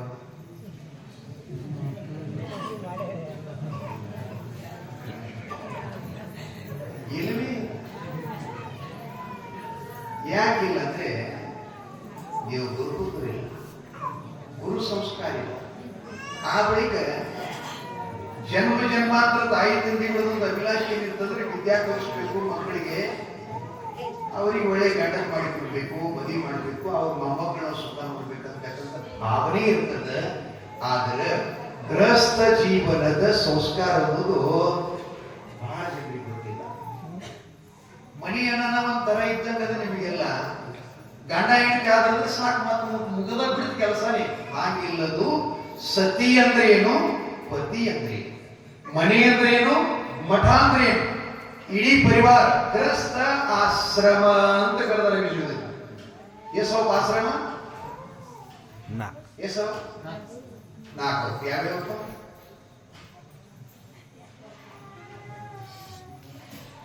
ಅಂದ್ಬೇಡ್ರಿ, ಹೇಳ್ರಿ. ಬ್ರಹ್ಮಚಾರ್ಯ ಮೊದಲು, 2ನೇದು ಗೃಹಸ್ಥ, 3ನೇದು ವಾನಪ್ರಸ್ಥ, 4ನೇದು ಸನ್ಯಾಸ. 25 ವರ್ಷ ವಿದ್ಯಾ ಕಲಿಯುವುದು. ಆ ಬಳಿಕ ನಾವು ನಿರ್ಣಯ ತಗೊಳ್ಳೋದು, ಸನ್ಯಾಸಿ ಆಗಬೇಕಾ ಏನ ಗೃಹಸ್ಥನ ಆಗಬೇಕಾ. ಸನ್ಯಾಸಿ ಆದ್ರಿ ಅಂದ್ರೆ ಲೋಕದ ಚಿಂತೆ ಇರ್ತದೆ, ಗೃಹಸ್ಥ ಆದ್ರಿ ಅಂದ್ರೆ ಪರಿವಾರ ಚಿಂತೆ ಇರ್ತದೆ. ಇಷ್ಟೇ, ಮತ್ತೇನಿಲ್ಲ. ವ್ಯತ್ಯಾಸ ಇಷ್ಟೇ ಇರ್ತದೆ ಬಂಧುಗಳೇ. ಆ ಗೃಹಸ್ಥಾಶ್ರಮ ಅದರ ನಿಯಮಗಳೇನಪ್ಪ ಅದು ನಿಮಗೆ ಮುಂದೆ ಗೊಂತಾದೇವಿ ಅಥವಾ ಪದ್ಮಾವತಿ ಲಗ್ನ ಸಮಾರಂಭದಲ್ಲಿ ಆ ವಿಷಯ ನಿಮಗೆಲ್ಲ ಹೇಳ್ತಾ ಇದ್ದೀನಿ. ಈ ಕಥೆಯನ್ನು ಕೇಳಿ ಸಮಯ ಇರೋದು ಸ್ವಲ್ಪ ಬೇಗ ಮುಗಿಸ್ತಾ ಇದ್ದೀನಿ. ಸಮಾಧಾನ ಮಾಡಿ. ನಿಮ್ಮ ಮಕ್ಕಳು ಹಿಂಗಂತಾರೆ ಆಯ್ಲೇನೋ ತೆಗ್ದಿರ್ತಾರೆ, ಭಾಳ ಕಾಳಜಿ. ಹೆಣ್ಮಕ್ಳು ಮಕ್ಕಳು ಪಶ್ಚಿಮ ಕೂತ್ಕೊಂಡಿರ್ತಾರೆ, ಮತ್ತು ಒಳ್ಳೆ ಕೂತಂದ್ರೆ ಅವ್ರು ಗೆದ್ದಿರ್ಲಿ ಬಲಿ. ಏನ್ ಮಾಡ್ತೀವಿ ಒಳ್ಳೆ ಕೂತಂದ್ರೆ ಏನೂ ಇಲ್ಲ. ಆ ಬಳಿಕ ಈಗಿನ ಕಾಲದಲ್ಲಿ ಮಕ್ಕಳಿಗೆ ಸಹಿತ ಬಟ್ಟಿಗೆ ಹಾಕಲಿಕ್ಕೆ ತಾಯಿ ಅಂದ್ರೆ ಎದೊಳಗೆ ಹಾಲು ನೋಡಿ ನಿಮ್ಗೆ ಹೇಳೋದು. ಯಾಕೆ ಹಾಲು ಬರಂಗೆ ಯಾರು ಊಟ ಮಾಡಂಗಿಲ್ಲ. ಪಾನಿಪುರಿ ವಡಾಪಾವ್ ತಿಂದ್ರಿ ಯಾಕೆ?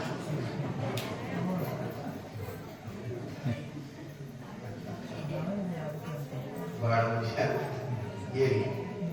ಏನ್ ಪಾದೋದಕ. ಪಾದೋದಕ ಯಾರು ಪಾದೋದಕ್ರಿ? ಗಂಡನ ಪಾದೋದಕ. ಗಂಡನ ಪಾದೋದಕ ತಗೊಂಡು ಏನಾಗ್ತದೆ, ಗುರುವಿನ ಪಾದೋದಕ ತಗೊಂಡು ಏನಾಗ್ತದೆ, ಮತ್ತು ಜಂಗಮ ಪಾದೋದಕ, ಲಿಂಗ ಪಾದೋದಕ ಬಹಳ ಮಹತ್ವದ. ಪ್ರತಿನಿತ್ಯ ಅವರು ಹೇಳ್ಕೊಂಡು ಹೋಗ್ತಾ ಇರ್ತಿರ್ತೀವಿ. ಪತಿ ಪಾದೋದಕದಲ್ಲಿ ಎಷ್ಟು ಶಕ್ತಿ ಅಂದ್ರೆ ಒಂದು ಸಣ್ಣ ಕಥೆ. ಅತ್ರಿ ಮನುಷ್ಯರು ಗೊತ್ತಾನ, ಅಷ್ಟೇ ಗೊತ್ತಾಳ ನಿಮ್ಗೆಲ್ಲ, ಎಲ್ಲರಿಗೂ ಗೊತ್ತಾಗತ್ತೆ. ಸಾರ ಎಲ್ಲರೂ ಹೇಳ್ತಿರ್ತಾರೆ. ಆದ್ರೆ ಒಂದ್ಸಲ ಏನಾಯ್ತು, ಅನಸೂಯ ಪ್ರತಿನಿತ್ಯ ಗಂಡನ ಪಾದ ತೊಳ್ಕೊಳ್ಳಾರ್ದ್ರೆ ಮುಂದಿನ ಕೆಲಸನೇ ಮಾಡ್ತಿದ್ದಿಲ್ಲ. ಇದು ಗೊತ್ತದ ಹೌದಲ್ಲ? ಒಂದ್ಸಲ ಏನ್ ಮಾಡಿದ್ರು, ಆ ಗಂಡನ ಪಾದ ತೊಳ್ಕೊಂಡು ನೀರ ಕುಡಿಲಾರ್ದನ ಈ ಕಡೆ ಓದಿ ಕಡೆ ಬಾರಿ ಕಡೆ ಚೆಲ್ಲಿಬಿಟ್ರು. ಗಂಡ ಗಿಡಿಸಿಟ್ಟು ಬಂದ್ರಿ, ನಿಮ್ಮ ಭಾಷೆ ಹೇಳ್ತಿದ್ರೆ ಗಂಡ ಗಿಡಿಸಿಟ್ಟು ಬಂತು ಚಾಂಡಾಲಿ ಅಂತ. 35 ವರ್ಷ ಎಲ್ಲ ಆಶ್ರಮಕ್ಕೆ ಸತಿ ಧರ್ಮ ಸ್ವೀಕರಿಸಿ ನಾನು ಹೆಂಡತಿಯಾಗಿ ಬಂದು ಇಲ್ಲಿ ತನಕ ಒಂದು ಸಲಾನೂ ಈ ಭಾವ ಬಂದಿಲ್ಲ. ಗಂಡನ ಪಾದ ತೊಳ್ಕೊಂಡು ಚೆಲ್ಲದಿಲ್ಲ, ಯಾಕೆ ಅಂತ ಕೇಳ್ತಾನ. ಅವಾಗ ಹೇಳಿದ್ರು, ಸ್ವಾಮಿ ಯಾವ ಕಾರಣ ಇಲ್ಲ. ನನ್ನ ತಂಗಿ ಅನುಲೋಯ ಆ ಕಾಡಿನೊಳಗ ತಪಸ್ ಮಾಡಾಕತ್ತಾಳೆ. ಯಾರಿಗಾಗಿ? ಭಗವಾನ ವಿಷ್ಣುವಿಗಾಗಿ. ತಪಸ್ಸನ್ನು ಮಾಡ್ಕೊಳಕಿದ್ದಾಳ, ಅವನು ಪ್ರತ್ಯಕ್ಷ ಮಾಡ್ಕೋಬೇಕು, ಅವನ ಮದುವೆ ಆಗ್ಬೇಕು ಅಂತಕಿ ತಪಸ್ಸು ಮಾಡ್ತಾಳ. ಅದಕ್ಕೆ ಅಲ್ಲಿ ಏನಾಗ್ಯದಂದ್ರೆ ಮುಗಿಲೆತ್ತರವಾಗಿರ್ತಕ್ಕಂಥ ಮರಗಳೆಲ್ಲ ಬೆಳೆದಾವ. ಗಾಳಿಯ ಹೊಡೆದಕ್ಕೆ ಒಂದಕ್ಕೊಂದು ತಿಕ್ಕಾಟಾಗಿ ಘರ್ಷಣೆ ಆಗಿ ಕಾಡಿಗೆ ಬೆಂಕಿ ಎತ್ತಿಯದ. ಆಕೆ ಸಮಾಧಿ ಒಳಗದಾಳ, ಹೊರಗಿನ ಹೆಸರಕ್ಕೆ ಇಲ್ಲ. ಆ ಬೆಂಕಿ ಬಂದು ನನ್ನ ತಂಗಿ ಸುಡ್ತದಂತ ತಿಳ್ಕೊಂಡು ನಿಮ್ಮ ಪಾದೋದಕ್ಕೆ ಚೆಲ್ಲಿನಿ, ಬೆಂಕಿ ಆರ್ಯದ.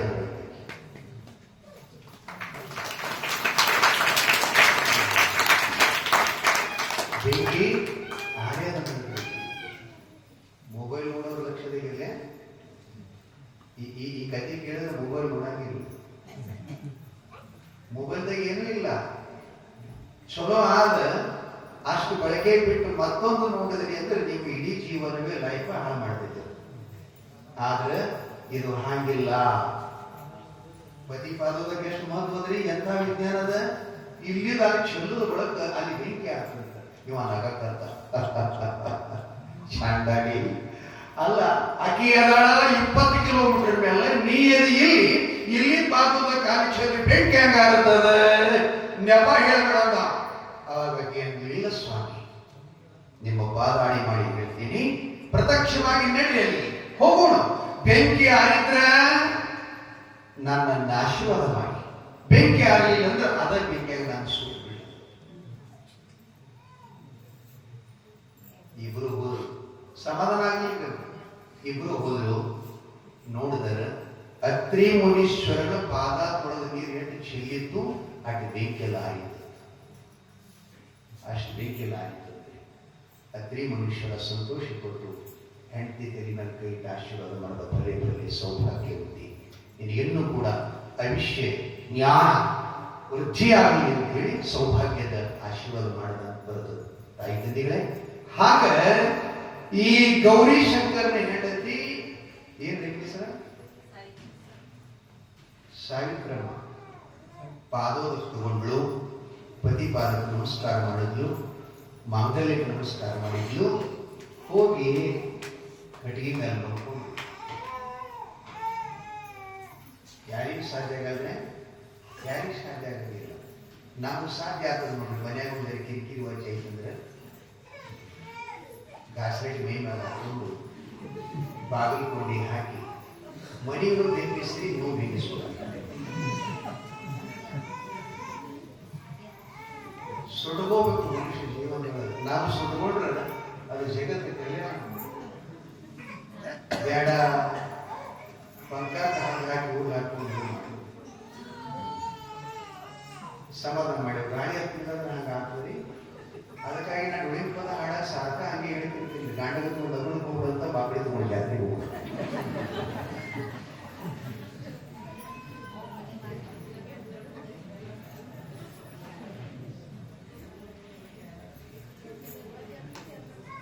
ಯಾರಿಗೆ ಸಾಧ್ಯ ಇಲ್ಲ.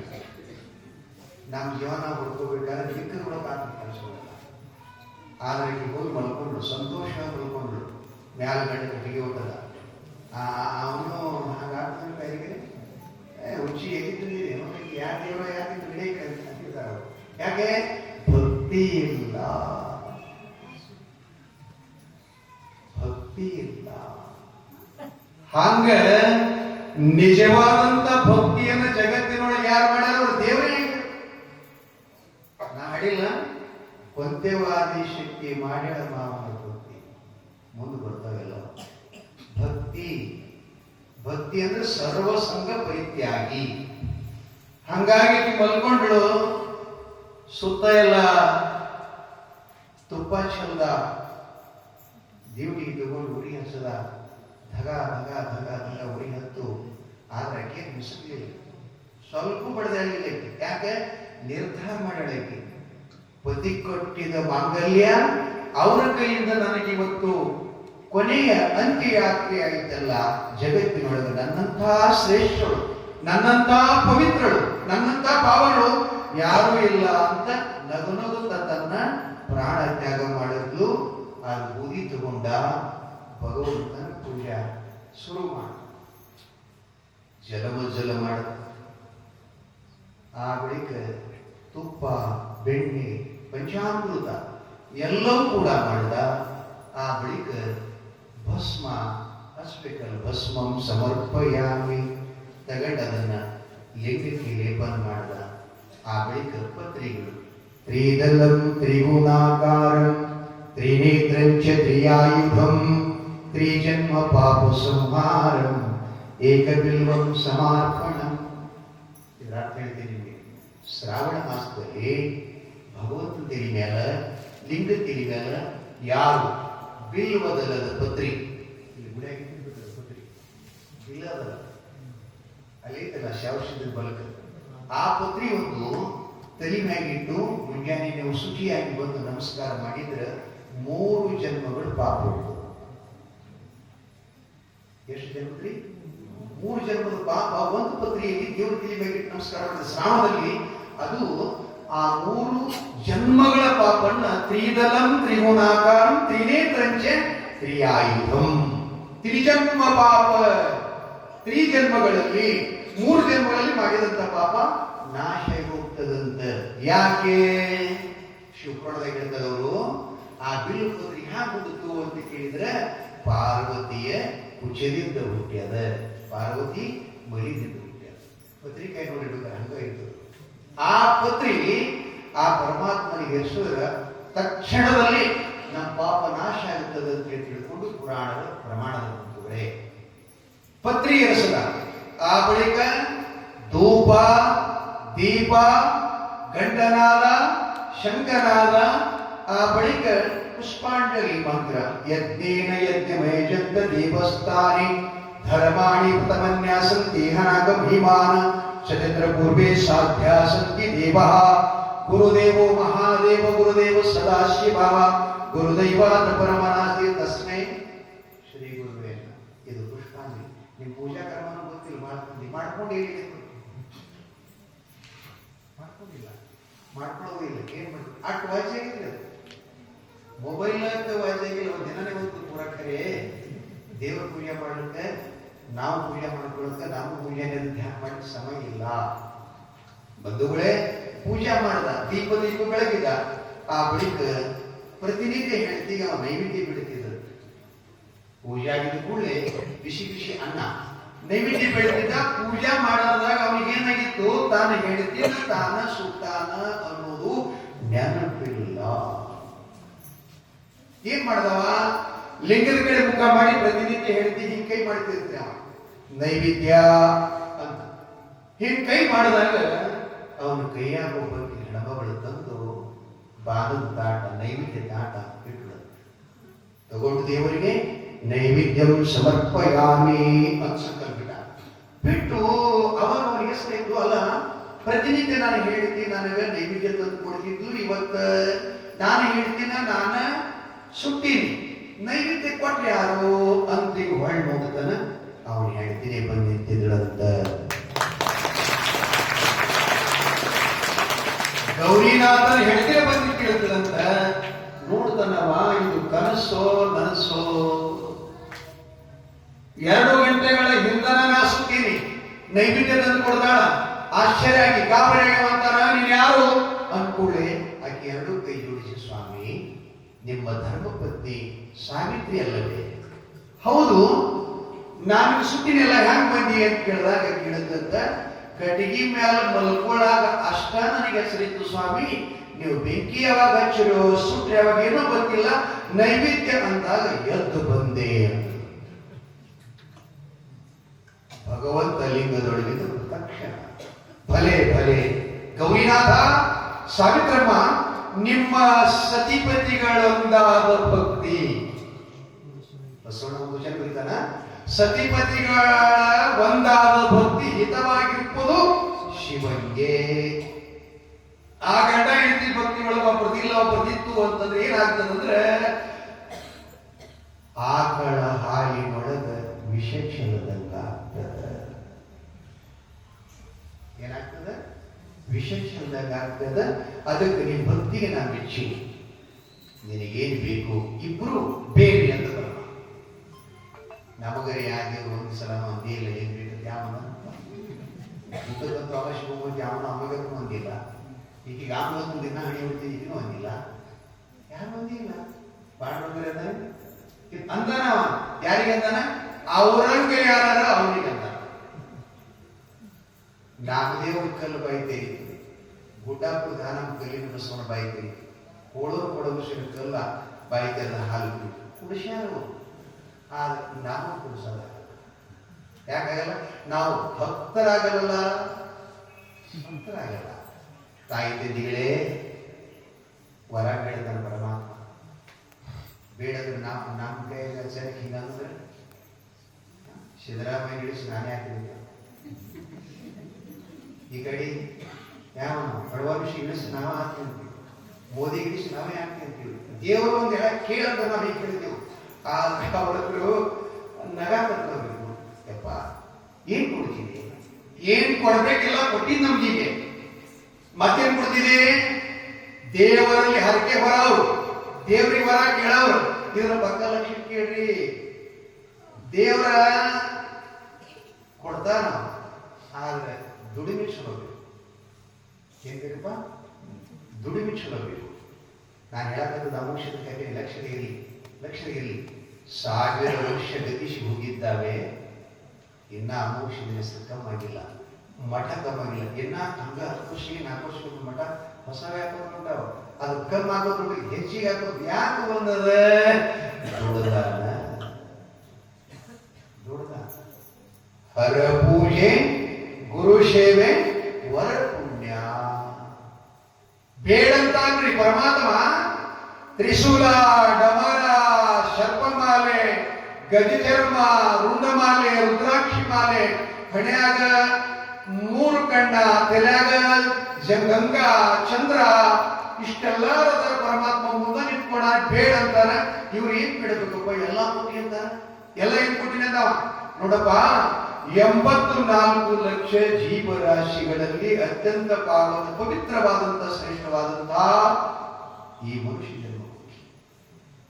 ಇದ್ರ ಜೊತೆಗೆ ನೀನು ಶಿವ ಮಾಡಬೇಕಂತ ಅವಕಾಶ ಮಾಡಿಕೊಡಿ. ಆ ಬಳಿಕದ ನನ್ನ ಇಚ್ಛಾ ಪೂರ್ತಿ ಮಾಡುವಂತ, ನನ್ನ ಆಜ್ಞಾ ಪಾಲನೆ ಮಾಡುವಂತ, ನನ್ನ ಮಾತ ರಾತ್ರಿಯಾಗ ನೀತಿಗಳನ್ನ ಕೇಳಿದ್ರು ಕೂಡ ಒಲ್ಲೆ ಇಲ್ಲ ಅನ್ನುವಂತ ಹೆಂಡತಿನ ಕೊಟ್ಟಿದ್ದಿ. ಇದಕ್ಕ ದುಡಿದು ಮತ್ತೇನ್ ಬೇಕು? ಇದಕ್ಕ ದುಡಿದು ಮತ್ತೇನ್ ಬೇಕು? ಅದಕ್ಕೆಪ್ಪ ಯಾವ ವರ ಬೇಡ ಅಂತ ಹೇಳಿದ್ರವ. ಯಾವ ವರನು ಬೇಡಪ್ಪ, ನನಗೇನ್ ಬೇಕು ಅಂತಂದ್ರೆ ಜನ್ಮ ಜನ್ಮದಲ್ಲಿ ಎಷ್ಟು ಸಲ ಮನುಷ್ಯ ಜನ್ಮ ಕೊಡು, ಇಂಥಕ್ಕನೆ ಹೆಣ್ಸಿಟ್ಟು ಎಂತಕ್ಕೆ ಗಂಡ ಜೀವ ಹೊಡಕ್ಕಿಲ್ಲ, ಮನೆಯನ್ನ ಬೆಳೆದಕ್ಕೆ, ದೇಶವನ್ನು ಬೆಳೆದಕ್ಕೆ, ರಾಜ್ಯವನ್ನು ಬೆಳೆದಕ್ಕೆ, ಇಡೀ ಕುಲವನ್ನು ಬೆಳೆದಕ್ಕೆ ಅಂತಕ್ಕೆ ಹೆಂಡತಿನ ಕೊಡು.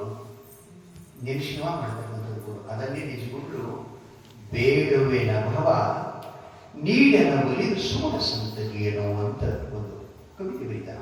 ಹೇ ಪರಮಾತ್ಮ, ಎಷ್ಟು ಜನ್ಮ ಕೊಡ್ತಿ ಕೊಡು, ಆದ್ರೆ ಸದಾ ನಿನ್ನ ಸೇವೆ ಮಾಡ್ತಕ್ಕಂಥ, ನಿನ್ನ ಧ್ಯಾನ ಮಾಡ್ತಕ್ಕಂಥ ಗುಣ ಕೊಡು. ಆ ಬಳಿಕ ಶ್ರೀಮಂತನಾಗಿ ಹುಟ್ಟಿದ್ದೆ ಅಂತಂದ್ರೆ ಇಂಥ ಧರ್ಮಕ್ಷೇತ್ರಗಳಲ್ಲಿ, ಇಂಥ ಸತ್ಸಂಗದಲ್ಲಿ ಅನಾಥ, ಅಂಧ ಮತ್ತು ಬಡಬಗ್ಗರಿಗೆ ದಾನ ಮಾಡಿ ಅವರಿಗೆ ಉಪಕಾರ ಮಾಡತಕ್ಕಂಥ ಬುದ್ಧಿ ಕೊಡು. ಆ ಬಳಿಕ ಸಂಪತ್ತು ಇಲ್ಲ ಅಂದ್ರೆ ಈ ಶರೀರದ ಶಕ್ತಿ ಕೊಡು. ನಾನು ಚೆನ್ನಾಗಿ ಇಲ್ಲಿ ದುಡಿಬೇಕು, ತಾಯಿ ಬಂದ ನುಡಿಗಳು ಕಸ ಹೊಡಿಬೇಕು, ಶಿವ ಮಾಡಬೇಕು ಅಂತಕ್ಕಂಥದ್ದು ಹೀಗೆ ಕೊಟ್ಟಿ ಅಂದ್ರೆ ಎರಡು ಸಲ ಸ್ವಲ್ಪ ಬ್ಯಾಡ ಅನ್ನೋದಿಲ್ಲ ಅಂತ ಅವ್ರು ಹೇಳಿರ್ತಾರೆ. ನಾವೇನಂತೀವಿ, ಇದರ ಮೇನ್ ಬರೋದು ಬಂದೀವಿ, ನಾವೇನಂತ ನೋಡಿ ಇದರ ಮೇನ್ ಬರೋದು ಬಂದೀವಿ. ನಾನು ಹಾಟ್ಯಾಗ ಪರಮಾತ್ಮ ಈ ಜನ್ಮದಾಗ ತರಬೇಡದೆ ನಾವು ಬ್ಯಾಸ ಮಾಡ್ಕೋತೀವಿ. ಯಾಕೆ ಬ್ಯಾಸ ಮಾಡ್ಕೋತೀವಿ? ಜ್ಞಾನ ಇಲ್ಲ. ಜ್ಞಾನ ಆಯ್ತಂದ್ರ ಬ್ಯಾಸರ ಇಲ್ಲ, ದಣವಿಲ್ಲ, ಹೈರಾಣಿಲ್ಲ, ಚಿಂತಿಲ್ಲ, ಟೆನ್ಷನ್ ಇಲ್ಲ, ಇನ್ನೊಬ್ಬರ ಬಗ್ಗೆ ನಿಂದ ಇಲ್ಲ, ಇನ್ನೊಬ್ಬರ ಬಗ್ಗೆ ಹೊಡಕಿಸಿಲ್ಲ. ಎಲ್ಲಿ ತನಕ ಕೇಳಂಗಿಲ್ಲ ಅಲ್ಲಿ ತನಕ ಇವೆಲ್ಲ ಆಗವೆ. ಸಮಾಧಾನ, ಶಾಂತಿ ಎಲ್ಲಿ ತನಕ ಬರಂಗಿಲ್ಲ ಅಂದ್ರೆ ಎಲ್ಲಿ ತನಕ ನಮಗೆ ಪರಿಪಕ್ವವಾದಂತ ಭಕ್ತಿ, ಶ್ರದ್ಧೆ ಸಿಕ್ಕೋದು ಇಲ್ಲವೋ ಅಲ್ಲಿ ತನಕ ನಮಗೆಲ್ಲ ಇಷ್ಟಿರುವುದ. ಆದ್ದರಿಂದ ಅವೇನಂತಾರೆ, ಒಂದು ಬೇಡ್ತೀವಿ. ಏನ್ ಬೇಡ್ತೀವಿ ಅಂದ್ರೆ, ನೋಡಪ್ಪ ನಾವು ಜನ್ಮ ತ್ಯಾಗ ಮಾಡ್ತೀವಿ, ಇದೆಲ್ಲ ನಾವು ಸಾಯ್ಬೇಕಲ್ಲ, ಹುಟ್ಟಿದ ಹುಳವಮ್ಮ ಸಾಯ್ತದ, ಗಂಟದ ಮನೆ ಬೀಳ್ತದ.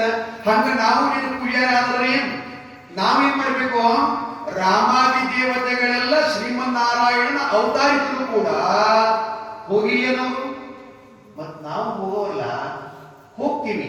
ಆದ್ರೆ ಮುಂದೆ ಏನ್ ಮಾಡ್ಬೇಕು ಅಂದ್ರೆ, ಈ ನಿನ್ನ ಪೂಜಾಕ ಮತ್ತೊಬ್ಬ ಬರ್ತಾರೆ, ನನ್ನ ಹಾಗೆ ಮತ್ತೊಬ್ಬ ಬರ್ತಾರೆ. ಅದಕ್ಕೆ ನನ್ನಂಗ ಅವರಲ್ಲಿ ಭಕ್ತಿ ಬೇಕಲ್ಲ, ನಾನು ಹೇಳ್ತೇನೆ ನಾನು ಸುಡುಗಳವ್ರು ಬೇಕಲ್ಲ. ನಿನ್ನ ಪೂಜಾಕ ಚಿತಭಸ್ಮ ಅಂತ ಕರೀತಾರೆ, ಹೆಣದ ಬುದ್ಧಿ ಚಿತಭಸ್ಮ. ಇದು ಎಂದೆಂದು ಕಂಪೀಳಾರ್ದಂಗ ಆಶೀರ್ವಾದ ಮಾಡಪ್ಪ ಅಂತ ಪರಮಾತ್ಮನಿಗೆ ಬೇಡುತ್ತ. ಅರ್ಥ ಆಯ್ತಲ್ರಿ ಅಮ್ಮ? ಅರ್ಥ ಆಯ್ತಾ? ಭಕ್ತಿ ಅಂದ್ರೆ ಇದಕ್ಕಂತಾರೆ. ಆದ್ದರಿಂದ ಅಮೋಘ ಸಿದ್ದೇಶ್ವರ ಪುರಾಣದ ಮೂಲ ನಿಮ್ಗೆ ಇವತ್ತು ಪೀಠಿಕಾ ಅಧ್ಯಾಯ ಹೇಳ್ತೀನಿ. ಈ ಸೃಷ್ಟಿ ಮೊದಲು ಹೇಗಿತ್ತು ಅಂತ ಕೇಳಿದ್ರೆ ಅವ್ರು ಬರಲ್ಲ. ಆಧಾರ ತಗೊಳ್ಳೋದಕ್ಕೆ ಒಂದು ಪುರಾಣದ ಆಧಾರ ಇಟ್ಕೊಂಡು ಬರ್ತಾರೆ. ಈ ಸೃಷ್ಟಿಯೊಳಗೆ ಏನೂ ಇಲ್ಲ, ನಾವಿಲ್ಲ, ನೀವಿಲ್ಲ, ಭೂಮಿಲ್ಲ, ಆಕಾಶ ಇಲ್ಲ, ನೀರಿಲ್ಲ, ಬೆಂಕಿ ಗಾಳಿ ಮೊದಲುಗೊಂಡಿಲ್ಲ, ಗಿಡ ಮರಗಳಿಲ್ಲ, ಪಕ್ಷಿ ಪ್ರಾಣಿಗಳಿಲ್ಲ, ಗುಡ್ಡ ಮರಗಳಿಲ್ಲ, ಏನೂ ಇಲ್ಲ. ಏನಿಕ್ಕಿದು ಜಗತ್ತು ಅಂತ ಕೇಳಿದರೆ ನಿರಾಕಾರ. ನಿರಾಕಾರ ಏನಪ್ಪ? ಏನೂ ಇಲ್ಲದ್ದು. ಇಂಥ ನಿರಾಕಾರದ ಈ ವಿಶ್ವದಲ್ಲಿ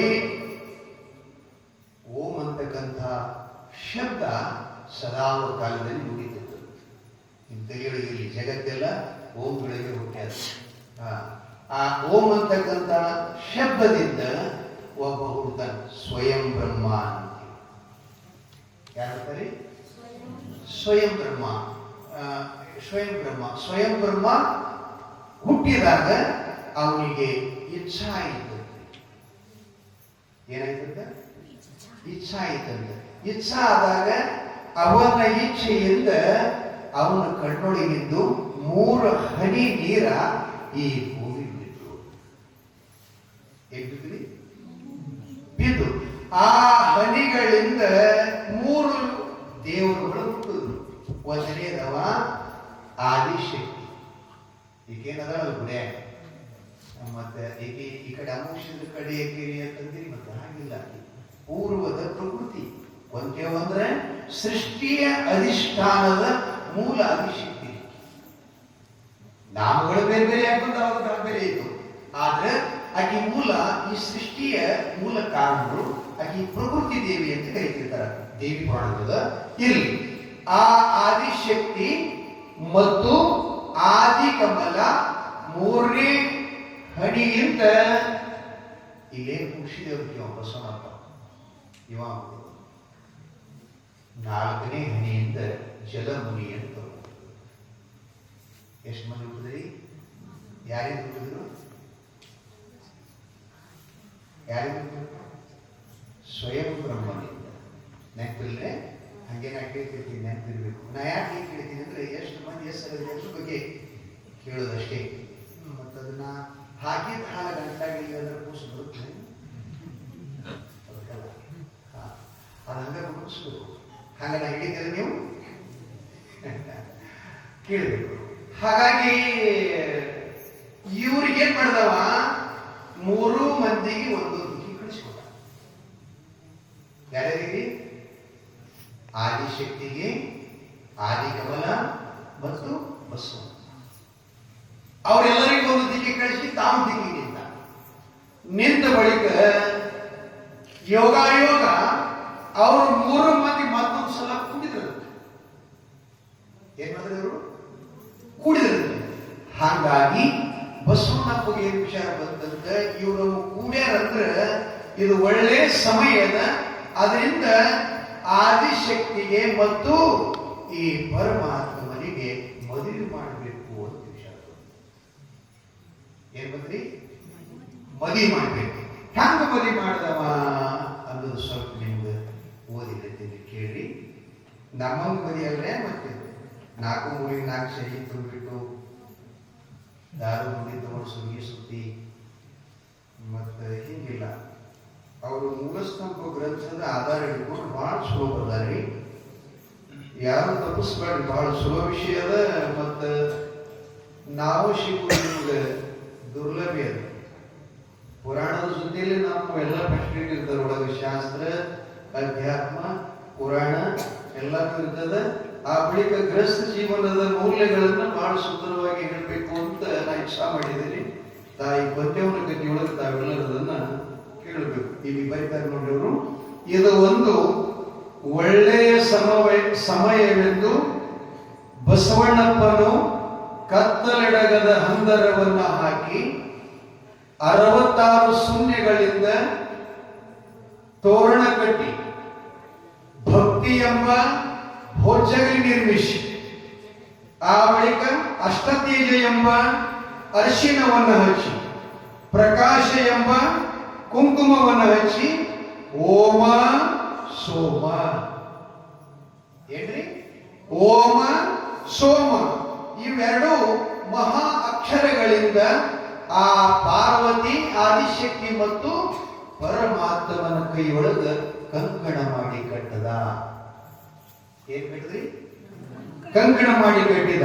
ಆ ಬಳಿಕ ಕಲ್ಪನೆ ಎಂಬ ಕರಮಣಿ, ಕೊರಳೊಳಗದಲ್ಲ, ಕಲ್ಪನೆ ಎಂಬ ಕರಮಣಿ ಕಟ್ಟಿ ಅನಂತ ಪರದೆಗಳನ್ನ ಹಿಡಿದು, ಗಂಡ ಹೆಂಡತಿ ನಡಬರ್ಕು ಅಂತ ಪರದೆ ಹಿಡಿತಿರ್ತಾರಲ್ಲ, ಮೊದಲ ಅಕ್ಷತೆ ಹಾಕೋಕ್ಕಿಂತ ಮುಂಚಿತ ಪರದೆಯನ್ನು ಹಿಡಿದು ಅನಂತ ಮಂತ್ರಗಳನ್ನು ನೋಡಿ, ಏನ್ರಿ ಅನಂತ ಮಂತ್ರಗಳನ್ನು ಓದಿ ಸ್ವಯಂ ಬ್ರಹ್ಮ ಮತ್ತು ಆದಿಶಕ್ತಿಯರಿಗೆ ಬಸವಣ್ಣಪ್ಪ ಅಕ್ಷತೆಯನ್ನ ಹಾಕಿ ಲಗ್ನ ಮಾಡಿಬಿಟ್ಟ.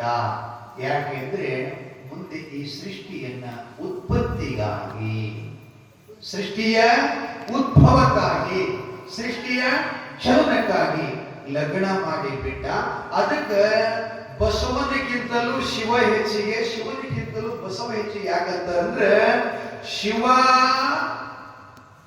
ಶಕ್ತಿ ಪೂರ್ವದಲ್ಲಿ ಜಗತ್ತಿನ ಮೇಲೆ ಯಾರಿರುವುದು ಇಲ್ಲ. ಮೊದಲು ಬಸವಣ್ಣಪ್ಪ ಇದ್ದ. ಯಾರಿಗಪ್ಪ? ಬಸವಣ್ಣಪ್ಪ ಇದ್ದ. ಅದಕ್ಕೆ ಅವ್ರು ಹೇಳ್ತಾರೆ, ಬಸವಣ್ಣಪ್ಪನ ಧ್ಯಾನ ಮಾಡಿದ್ರೆ ಶಿವನಿಗೆ ಬಂದ್ ಕಡ್ತದ, ಶಿವನಿಗೆ ಪ್ರಾರ್ಥನಾ ಮಾಡಿದ್ರೆ ಬಸವಣ್ಣಪ್ಪಿಗೆ ಬಂದ್ ಕಡ್ತದ ಅಂತ ಹೇಳಿ ಬಸವ ಶಿವನೇ, ಶಿವನೇ ಬಸವ. ಹೀಗೆ ನಿಮ್ಗೆಲ್ಲರಿಗೆ ತಿಳಿತದಲ್ಲ, ಹಂಗನ್ಬೇಕು. ತಾಯಿ ತಂದೆಗಳೇ, ಮುಂದೆ ಪರಮಾತ್ಮ ಏನ್ ಮಾಡ್ತಾನಂದ್ರೆ ಈ ಜಗತ್ತಿಗೆ ಇವರಿಬ್ರು ಹುಟ್ಟದ ಒಳಗ ಅವರಿಂದ 5 ಶೂನ್ಯ ಉಳಿತಾವ, ಪಂಚಶೂನ್ಯ ಅಂತ ಕರ್ಕೊಂಡು ಬಂದಾರ. ಅವು ಯಾವ್ಯಾವ ಅಂತಂದ್ರೆ ಅವ್ರು ಹೇಳ್ತಾರೆ, ಮೊದಲನೇದು ಆದಿ ಶೂನ್ಯ. ಆದಿ ಅಂದ್ರೆ ಈ ಸೃಷ್ಟಿಗಿಂತಲೂ ಪೂರ್ವವಾಗಿರ್ತಕ್ಕಂಥದ್ದು. ಆ ಬಳಿಕ ರುದ್ವ ಶೂನ್ಯ, ಎರಡನೇದು ಮಧ್ಯಮ ಶೂನ್ಯ, ಆ ಬಳಿಕ 4ನೇದು ಚತುರ್ಶೂನ್ಯ, 5ನೇದು ಪಂಚಮ ಶೂನ್ಯ. ಈ ಪಂಚ ಶೂನ್ಯಗಳಿಂದ ಭಗವಂತ ಈ ಸೃಷ್ಟಿಯನ್ನ ತಯಾರು ಮಾಡಿದ. ಆ ಬಳಿಕ ಈ ಸೃಷ್ಟಿ ಯಾವಾಗ ತಯಾರಾಯಿತು ಅಂತ ಕೇಳಿದರೆ ಉಗಾದಿ ಬರ್ತೀರಿ. ಉಗಾದಿ ಯುಗಾದಿ ಶಾಲೆಗಂತೂ ಮಕ್ಕಳಿದ್ರಿ, ಕಾಲದ ಜಾಸ್ತಿ ಚಕ್ಮಕಡೆ ಹಾಕೊಂಡ್ರಿ, ಚಕ್ಮಕಡೆ ಜಮಕಡಿ ಕಡೆ ಚಕ್ಮಕಡೆ ಅಂತ ಇಲ್ಲ, ಭಾಷೆ ಚೇಂಜ್ ಅದಾವ್ರಿ ಭಾಳೆಲ್ಲ. ನಾವೆಲ್ಲ ಕಡೆ ಆಟಾಡ್ತೀನಿಲ್ಲ, ಹಾಗಾಗಿ ನಿಮ್ಗೆ ತಿಳಿಯತಕ್ಕಂಥ ಭಾಷೆನ ಇಡಬೇಕಾಗ್ತಿರ್ತದೆ. ಅಯ್ಯೋ ಆ ದುರ್ಗ ಮಾಲದ ಕಷ್ಟದಂತೆ ಏನ್ ಹೇಳಿದ್ರು ಸುಲಭ ಗೊತ್ತೇ ಆಗಿರ್ತಕ್ಕ. ಹಾ ಏನ್ ಏನಾಗಿರ್ತದೆ? ಪಂಚಶೂನ್ಯಗಳಿಂದ ಸೃಷ್ಟಿ ಯಾವಾಗ ಯುಗ ಉಗಾದಿ ಎಲ್ಲದು ಅಪಭ್ರಂಶ ಶಬ್ದದ್ದು ಯುಗ ಆದಿ ಅಂದ್ರೆ ಈ ಯುಗ ಏನದಲ್ಲ ಆ ಆದಿಯಲ್ಲಿ ಪ್ರಾರಂಭ ಯಾವಾಗ ಆಗ್ಯದಂದ್ರೆ ರವಿವಾರ ದಿವಸ. ಯಾವಾಗೇಳಿ? ರವಿವಾರ ದಿವಸ. ಯಾಕೆ ನಮ್ಮ ಭಾರತ ದೇಶದೊಳಗೆ ಸಾಪ್ತಾಹಿಕ ಸೂಟಿ ರವಿವಾರ ಯಾಕೆ ಇಟ್ಟಂದ್ರೆ ರವಿವಾರ ದಿನ ನಾವು ಸೃಷ್ಟಿ ಹುಟ್ಟಿ ಅದ. ರವಿವಾರ ಉಗಾದಿ ಹಬ್ಬ ಬಂತು ಹಿರಿಯರಿಗೆ ಹಿಂದಿನ ಕಾಲದಲ್ಲಿ ಕೇಳಿದ್ರು ಉಗಾದಿ ಹಬ್ಬ ಆಯ್ತಾರ ಬಂತು ಸುಕಾಲ ಕೇಳಿದ್ರಿ ಮಾತು ಬಹಳ ಮಹತ್ವದ ಮಾತುಗಳು. ಹಂಗ ಯುಗಾದಿ ಹುಟ್ಟಿದ ಯಾವಾಗಪ್ಪ ರವಿವಾರ. ಅದು ಅವಾಗ ಏನ್ ಹೆಸರಿರ್ತದೆ ತಾರಾಜಿ ಯುಗ. ಏನಪ್ಪ ತಾರಾಜಿ ಯುಗದಲ್ಲಿ ಸೃಷ್ಟಿ ತಯಾರಾಯಿತು. ಅವಾಗ ಭಗವಂತ ಅವನ ಸೃಷ್ಟಿಯಲ್ಲಿ ಬ್ರಹ್ಮನ ಆ ಸ್ವಯಂ ಬ್ರಹ್ಮನ ಬಲದಿಂದ ಬ್ರಹ್ಮ ಹುಟ್ಟದಂತೆ ಈ ಭುಜದಿಂದ, ಎಡಭುಜದಿಂದ ವಿಷ್ಣು ಹುಟ್ಟದಂತ. ಆ ಬಳಿಕ ಇನ್ನೊಬ್ಬ ಹುಟ್ಟದ ಮರಿಚಿ ಅಂತೇಳಿ. ಆ ಮರಿಚಿಗೆ ಕಶ್ಯಪ ಅಂತ ಮಗ ಹುಟ್ಟದ. ಅವನಿಗೆ 36 ಮಂದಿ ಹೆಣ್ಣು. ಎಷ್ಟು? 36 ಮಂದಿ ಹೆಣ್ಣು. ಆ 36 ಮಂದಿ ಪೈಕಿ ಒಳಗ ಇಬ್ರು ಅವ್ರ ಹೆಸರ ಆದಿತ್ಯ, ದಿತಿ, ಧನು ಅಂತ ಬರ್ತದೆ. ಆದಿತ್ಯ ಹೊಟ್ಟಿಲೆ ದೇವತೆಗಳು ಹುಟ್ಟಿದ್ರು, ದಿತಿ ಹೊಟ್ಟಿಲೆ ದಾನವರು ಹುಟ್ಟಿದ್ರು, ಧನು ಹುಟ್ಟಿಲೆ ಮಾನವ. ಸೃಷ್ಟಿ ಪ್ರಶ್ನೆ ಬಂಧುಗಳೇ, ಮಕ್ಕಳು ನಮ್ಮ ಹೊಟ್ಟಿಲೆ ರಾಕ್ಷಸರಾಗಿ ಹುಟ್ಟಲಿಕ್ಕೆ, ದೇವರಾಗಿ ಹುಟ್ಟಲಿಕ್ಕೆ, ಮನುಷ್ಯರಾಗಿ ಹುಟ್ಟಲಿಕ್ಕೆ ಯಾವ ದೇವರು ಕಾರಣಿಲ್ಲ, ನಾವೇ ಕಾರಣ. ನಮ್ಮ ಹುಟ್ಟಿಲೆ ಮಕ್ಕಳು ಸುಲಭ ಹುಟ್ಟಲಿಕ್ಕೆ ಯಾರು ಕಾರಣ ಇಲ್ಲ. ಯಾರು ಕಾರಣಪ್ಪ? ನಾವೇ ಕಾರಣರು. ಅಮೋಕ್ಷಿದ್ದ ಮೊದಲನೇ ಅಧ್ಯಾಯ ಹೇಳಕತ್ತಿದ್ದು. ಆ ಕಶ್ಯಪ ಋಷಿಯಿಂದ ದೇವತೆಗಳು ಮತ್ತು ದೈತ್ಯರು ಉತ್ಪತ್ತಿಯಾಗಿ ಆ ಬಳಿಕ ಎಲ್ಲರಿಗೂ ಒಬ್ಬೊಬ್ಬರು ಗುರು ಇರ್ತಿರ್ತಾರೆ. ಗುರುಗಳು ನೋಡ್ಬೇಕ್ರಿ, ಚೇಡಿ ಮಾಡಿಸೋರು ಇರ್ತಾರೆ, ಚೇಡಿ ತೆಗೆಯೋರು ಇರ್ತಾರೆ. ಗುರುಗಳು ಇರ್ತಾರಲ್ಲಪ್ಪ, ನಿಮ್ಗೆ ಗೊತ್ತದೆ, ಬಹಳ ನೀವು ಗೊತ್ತಬೇಡಿ. ಹೆಣ್ಮಕ್ಳಿಗೆ ಬಹಳ ಗೊತ್ತ. ಅಲ್ಲಿ ಶಣೆ ಅದ, ಇಲ್ಲಿ ಶಣೆ ಅದ. ಆ ಸಂಗೊಳ್ಳಿ ಮಾರೋದಿಗೆ ಏನ್ ಮಾಡಬರ್ತದೆ, ಒಣ ಕೊಟ್ಟಿರು ಬರಬಿಡ್ತಾರೆ. ಮತ್ತೊಬ್ಬ ಅಲ್ಲಿ ಅವತ್ತು ತೆಗಿತಾನೆ, ಇದು ತೆಗಿತಾನೆ. ಸುಡಗಾಟ ಹೇಗಿಲ್ಲ, ರಾಕ ತಗೋತಾರೆ ತೆರೆಗಿರಿ ಮಗು. ಮಾಡಿಸೋರೊಬ್ರು ಇರ್ತಾರೆ, ತೆಗೆಯೋರೊಬ್ರು ಇರ್ತಾರೆ ಗುರುಗಳು. ಆ ಬಳಿಕ ಭಕ್ತರನ್ನು ಸಂಗ್ರಹ ಮಾಡಿಕೊಂಡು ಆರಾಮ ಸುಖಭೋಗಿಸ್ಲಿಕ್ಕ ಸಿದ್ಧಿ ಮಾಡಿಕೊಂಡವ್ರ ಗುರುಗಳು ಜಗತ್ತಾಗದ. ಇನ್ನ ಭಕ್ತರನ್ನು ಮಳ ಮಾಡಿ ಅವ್ರ ಕಡೆಯಿಂದ ದವಸ ಧಾನ್ಯಗಳನ್ನು ಉಳಿಸ್ಕೊಂಡು ಮನಗಂಡಿರ ಗುರುಗಳು ಅದ. ಆದ್ರೆ ಸದ್ಗುರು, ಸಚ್ಚಾಗುರು ಇವ್ರು ಸಿಗುರು ಜಗತ್ತಾಗ ಹೇಳಿರ್ತಾರೆ ಗುರುಗಳು. ಹಂಗ ಯಾಕೆ ಹೇಳಕತ್ತೀನಿ ಅಂದ್ರೆ, ದೇವತೆಗಳ ಗುರು ಬೃಹಸ್ಪತಿ. ಏನ್ರಿ? ಬೃಹಸ್ಪತಿ. ದೈತ್ಯರ ಗುರು ಶುಕ್ರಾಚಾರ್ಯ. ಹಿಂಗ ಸೃಷ್ಟಿ ತಯಾರಾಯಿತು ಅವರವರ ಕಲ್ಪನೆಯಲ್ಲಿ. ಆ ಬಳಿಕ ಭಗವಂತನಿಂದ ಉತ್ಪತ್ತಿಯಾದ 1088 ಋಷಿಗಳು ಭದ್ರಿಕಾಶ್ರಮದಲ್ಲಿ ವಾಸ ಮಾಡಿ ಭಗವಂತನ ತಪಸ್ಸು ಮಾಡ್ತಾ ಇದ್ರು. ಒಂದು ಸ್ವಲ್ಪ ಬೋರ್ ಅನಿಸ್ತದೆ ಇವತ್ತು ನೀವು. ಜಗತ್ತಿಗೆ ಹುಟ್ಟು ಹೇಳಕತ್ತ ನೃತ್ಯಾಂಶ ಪುರಾಣ ಹೇಳಿಲ್ಲ, ಕೆಲವೊಬ್ಬರಿಗೆ ಸಿದ್ಧ ಆಗ್ಬೋದು. ಆದರೂ ನಿಮ್ಗೆ ಯಾಕೆ ಹಾಕಿದ್ದೀನಿ ಅಂದ್ರೆ, ಇವತ್ತಿನ ಪೀಠಿಕಾ ಅಧ್ಯಾಯದೊಳಗೆ ಅದನ್ನೇ ಹೇಳೋ ಸೃಷ್ಟಿ ಭಗವಂತ ಹ್ಯಾಂಗ್ ತಯಾರು ಮಾಡಿದ, ಹೆಣ್ಣು ಗಂಡು ಹ್ಯಾಂಗ್ ಹುಡ್ತು, ಯಾರಿಗೆ ಹುಡ್ತು, ಯಾಕೆ ಹುಡ್ತು, ಅದನ್ನ ತಯಾರು ಮಾಡಿ ಕೊನೆಗೆ ಋಷಿಗಳಲ್ಲಿ ಅವರೆಲ್ಲ ತಪಸ್ಸು ಮಾಡಾಕತ್ತಿದ್ರು. ಬಳಿಕ ಭಗವಂತ ಸೃಷ್ಟಿಕರ್ತನು ಒಂದು ಜಾಗದಲ್ಲಿ ಕುತುಕೊಂಡು ತಾಂಡವ ವ್ರತ ತಪಸ್ಸು ಅಂತ ಆಚರಣೆ ಮಾಡ. ತಪಸ್ಸಿನಲ್ಲಿ ಬಹಳ ಮಹತ್ವದ್ರಿ. ಆ ವಿಷಯನ ಕೂಡ ನಿಮ್ಗೆ ಅರ್ಥಪೂರ್ಣವಾಗಿ ತಿಳಿತಿದ್ದೆ. ತಪಸ್ಸಿಗೆ ಮಹತ್ವದ ಎಂತ ಸಾಮರ್ಥ್ಯದ ಬಗ್ಗೆ ನಮ್ಗೆಲ್ಲ ಭಗವಂತ ಎಷ್ಟು ಮೂಲ್ಯವಾಗಿರ್ತಕ್ಕಂಥ ಸಮಯ ಮತ್ತು ಇವೆಲ್ಲ ಕೊಟ್ಟನ್ರಿ.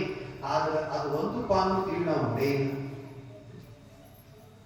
ನೋಡೇ ಇಲ್ಲ. ಸುಮ್ಮನೆ ಪುಕಾಟೆಲ್ಲ ಸಮಯ ಹಾಳಾಗೋಗ್ಯದ. ಅವ್ರು ಮಾತಾಡಿ ಹಾಳಾಗೋಗ್ಯದ, ಇವ್ರು ಮಾತಾಡಿ ಹಾಳಾಗೋಗ್ಯದ, ಸುಮ್ಕೆ ಕೆಲಸ ಮಾಡಿದ್ರೆ ನಮಗೆ ಏನಾರ ನೋಡಿ ಹೋಗ್ಯದ ಕೇಳಿದ್ವಿ. ಆದ್ರೆ